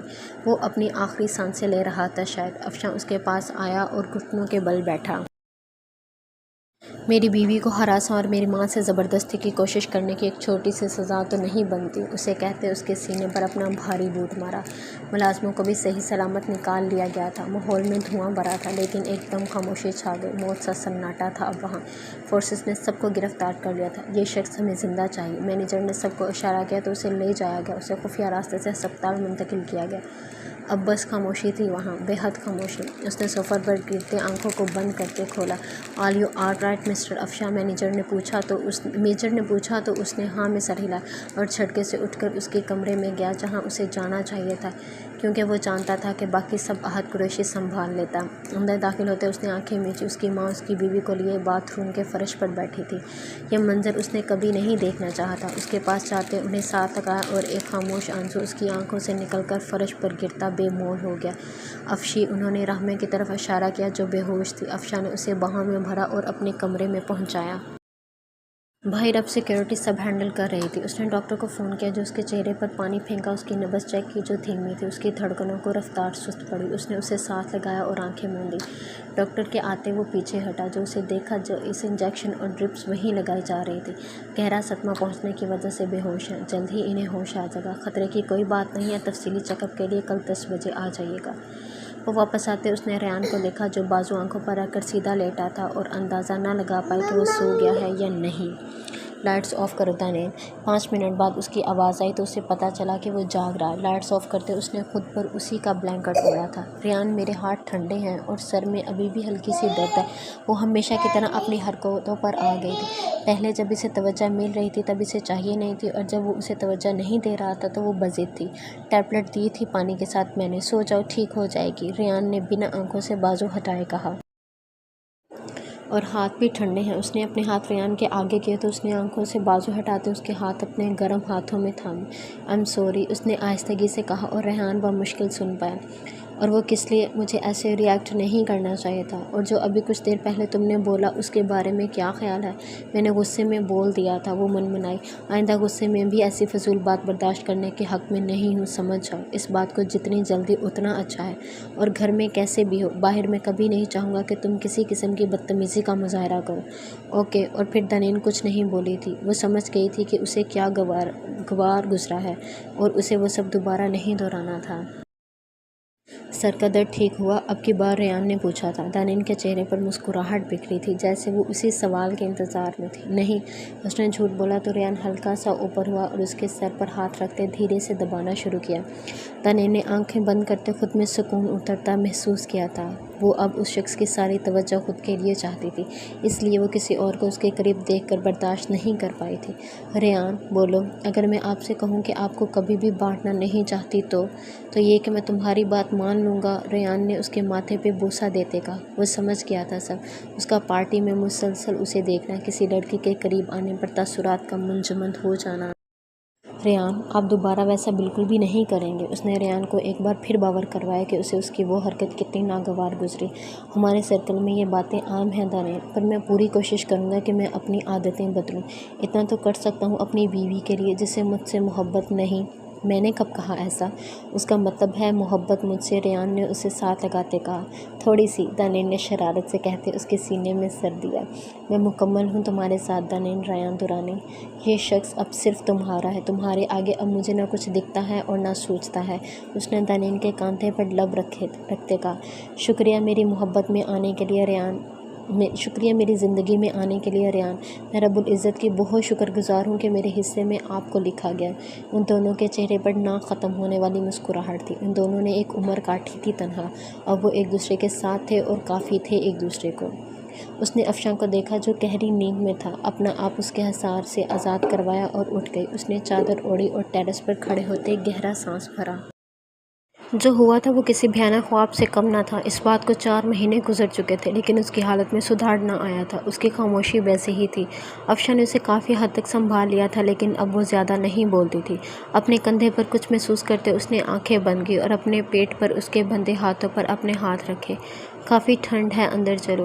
نہیں، مجھے یہاں کھڑے ہونا اچھا لگتا ہے، وہ دھیمے سے بولی۔ افشاں نے اس کے کندھے کو چوما تو اس کی آنکھ سے ایک آنسو گرا۔ راہمیہ، کیا چاہتی ہو؟ تمہیں خود سے دور کر دوں یا خود کہیں چلا جاؤں؟ یاد رکھنا، میں گیا تو تمہارے بلانے پر بھی نہیں آؤں گا۔ نکل آؤ ان سب سے۔ سب ٹھیک ہے، سب نارمل ہے تمہارے علاوہ۔ تم شکر ادا کرو رب العزت کا، تم اور تمہاری ہماری اولاد ٹھیک ہے۔ جو کچھ وقت میں ہمارے ساتھ ہو گیا، اور کیا چاہیے افشاں؟ آپ کا ظرف بہت بڑا ہے، آپ نے مجھ جیسی لڑکی کو، اس سے آگے کی بکواس نہیں سننی مجھے، اور نہ آج اور نہ پھر کبھی۔ تم جیسی سے کیا مراد ہے؟ ٹھیک ہو، بالکل پاک ہو، میرے ساتھ ہو، پاس ہو، اور کیا چاہیے؟ تمہارے معاملے میں خود غرض رہا ہوں ہمیشہ، تمہارے ساتھ کچھ نہیں ہوا، اس سوچ سے نکل آؤ۔ وہ شخص تمہیں ذرا بھی نقصان نہیں پہنچا پایا، وہ سب بعد میں ہوا، اس سے پہلے ہی میں تمہیں اپنا چکا تھا۔ راہمیہ نے جھٹکے سے اپنا رخ اس کی طرف کیا۔ ایک بار سڑک کے کنارے پر ایک بچی کو اپنی ماں سے بلی کے لیے لڑتے دیکھا تھا، اس کے بعد کی ساری راتیں اس لڑکی کی معلومات اکٹھی کرنے میں گزاری میں نے۔ اس لڑکی کو اتنا پڑھا ہے میں نے کہ وہ حفظ ہے مجھے لفظ بہ لفظ۔ افشاں، یہی حقیقت ہے۔ افشاں بلوچ کا دل اور دماغ تمہارے بارے میں سوچ چکا تھا، بس تمہیں پا لیا، سبب چاہے کچھ بھی رہا ہو۔ راہمیہ نے اس کے کندھے پر سر رکھتے آنسو گرائے۔ تش کر کے، وہ خوش قسمت تھی، اس کے دل سے یہ بوجھ ہٹ گیا تھا کہ اس شخص نے اسے کیوں اپنایا تھا اور جس حال میں اپنایا تھا۔ تمہیں خود سے زیادہ چاہا ہے میں نے راہمیہ بلوچ، اپنی فکر خود کے لیے نہیں میرے لیے کیا کرو، اس نے اس پر گرفت مضبوط کرتے کہا۔ ٹھنڈ لگ رہی ہے، اس نے سر اونچا کرتے کہا۔ تمہیں تو یہاں کھڑے ہونا اچھا لگتا ہے، افشاں نے اسے گھورا۔ بس تھوڑی دیر، وہ مسکرائی۔ اسی مسکراہٹ پر وہ شخص جان مارتا تھا۔ جھک کر اس کے مسکراتے لبوں کو چوما اس نے۔ یہ ہنسی اب نہ جائے، نہیں تو سزا کے لیے تیار رہنا، وہ بولا تو وہ کھلکھلا کر ہنسی۔ جزاک اللہ۔ افشاں بلوچ زندگی میں آ کر، زندگی بن کر، زندگی کو مکمل اور حسین بنانے کے لیے، اس نے اونچا ہوتے اس کے ماتھے پہ بوسہ دیتے کہا۔ صبح کا سورج ان کی زندگی کا بھی ایک نیا سورج تھا۔ ان کے مجرم اپنی سزا پا چکے تھے، اور وہ خود ایک دوسرے کو۔ احد نے اسے دیکھا جو اسی کے قریب، اسی کے کمفرٹر میں دبکی سو رہی تھی۔ اس کے آدھے بال اس کے چہرے پر اور آدھے احد کے نیچے تھے۔ احد نے ہلکا سا ہٹتے اس کے بال نکالے اور پھر اس کے چہرے سے ہٹاتے اسے غور سے دیکھا۔ اس وجود سے اسے کتنی محبت تھی وہ خود بھی نہیں جانتا تھا۔ ایان احد قریشی، تم سے، تمہاری آنکھوں سے، تمہاری مسکراہٹ سے، تمہارے وجود سے، تمہاری خوشبو سے مجھے کتنی محبت ہے، میں کبھی اس کا اظہار نہیں کر پاؤں گا۔ تم میرے وجود کا وہ ضروری حصہ ہو جس کے بغیر میں بیکار ہوں۔ مجھے زندگی کے ہر لمحے میں اگر کچھ چاہیے تو وہ ہو تم۔ تم آس پاس رہو گی تو زندگی رنگین ہے، نہیں تو بہت بے رنگ۔ میں نے تجربہ کر کے دیکھ لیا ہے، تمہارے بغیر کچھ بھی نہیں ہوں میں۔ کبھی مجھے لگتا ہے کہ میں اتنا پاگل کیسے ہو سکتا ہوں تمہارے پیچھے، لیکن ان 2 مہینوں میں میں نے ہر جگہ تمہیں محسوس کیا ہے، اپنے ارد گرد۔ میں واقعی پاگل ہوں تمہارے لیے، اس نے کہتے ایان کے بالوں میں منہ دیا۔ وہ جو اس کے بال ہٹانے پر جاگ گئی تھی، اس کے لفظ سنتے وہ دل میں 100 بار رب العزت کے سامنے سجدہ ریز ہوئی تھی۔ کوئی اتنا حسین کیسے ہو سکتا تھا؟ یہ اس کی زندگی کا بہترین لمحہ تھا، اس نے محسوس کیا۔ اس کے لفظ اسے سرشار کر گئے تھے، معتبر کر گئے تھے۔ اس کی روح پر لگا ہر مرہم بھرا تھا جیسے، زخم بھرا تھا جیسے۔ آپ اپنے آپ کو جنونی کہنا بھول گئے ہیں، وہ بولی تو احد نے اسے گھور کر دیکھا۔ ڈرامے باز، جاگ رہی تھی تو بتایا کیوں نہیں؟ بتا دیتی تو اتنے خوبصورت اظہار سے محروم رہ جاتی نا، اس نے احد کا چہرہ دونوں ہاتھوں میں تھامتے کہا، اور پھر کچھ پڑھ کر اس کے چہرے پر پھونک ماری۔ مجھے لگتا ہے قیمتی چیزوں کو بہت جلدی نظر لگ جاتے ہیں، اس لیے آپ کی حفاظت کے لیے پھونکا ہے آپ پر۔ احد، میں نے زندگی کا صحیح معنی کیا ہے آپ کے ساتھ جانا ہے، آپ کے ساتھ گزارا ہر لمحہ مجھے رب کے سامنے سجدہ کرنے پر مجبور کرتا ہے۔ آپ رب کی طرف سے دنیا میں ہی میرے لیے انعام ہے، مکمل ہوں آپ کے ساتھ، اس نے کہتے دھیرے سے اپنے لب اس کے ماتھے پر رکھے تھے۔ احد پہ سکتہ طاری ہوا تھا، یعنی وہ وہی نہیں، ایان بھی اس کے لیے اتنی ہی جنونی تھی۔ اس دن ان دونوں نے سب سے پہلے رب کو اکٹھا سجدہ شکر کیا تھا۔ کیا مانگا تم نے؟ اس نے ایان کو دعا کے بعد منہ پر ہاتھ پھیرتے پوچھا۔ جنت میں بھی اس بھری ہوئی بیئرڈ والے سڑو کو، وہ کہتے کھلکھلائی اور اسے منہ چڑھا کر بھاگ گئی۔ احد نے کتنی دیر اس کی ہنسی کی جلترنگ اپنے قریب محسوس کی تو آسمان کی طرف سر اٹھا کر مسکرایا۔ وقت کاہے گزرنا جو گزر رہا تھا۔ آج ایان تیار ہو رہی تھی کیونکہ وہ راہمیہ کی بیٹی دیکھنے جا رہی تھی۔ اس نے جھمکے پہنے اور ہیل پہننے لگی تو وہ اندر داخل ہوا۔ حالات ہیں تمہارے ہیلز والے، سلیپرز پہنو فوراً، اس نے کہا تو اس نے زبان دانتوں تلے دبائی، کیونکہ وہ اب خود ایکسپیکٹ کر رہی تھی اور وہاں جا کر سب بھولتے راہ میں اور اس کی بیٹی میں مصروف تھی۔ اپنی بیوی کو لے کر جا، صبح کی ایسی جڑی ہے ایک دوسرے سے کہ ہمیں کھانا تک نہیں پوچھا، افشاں نے کہا تو احد نے حامی بھری اور ان دونوں نے دیکھا جو کسی بات پر مسکرا رہی تھیں۔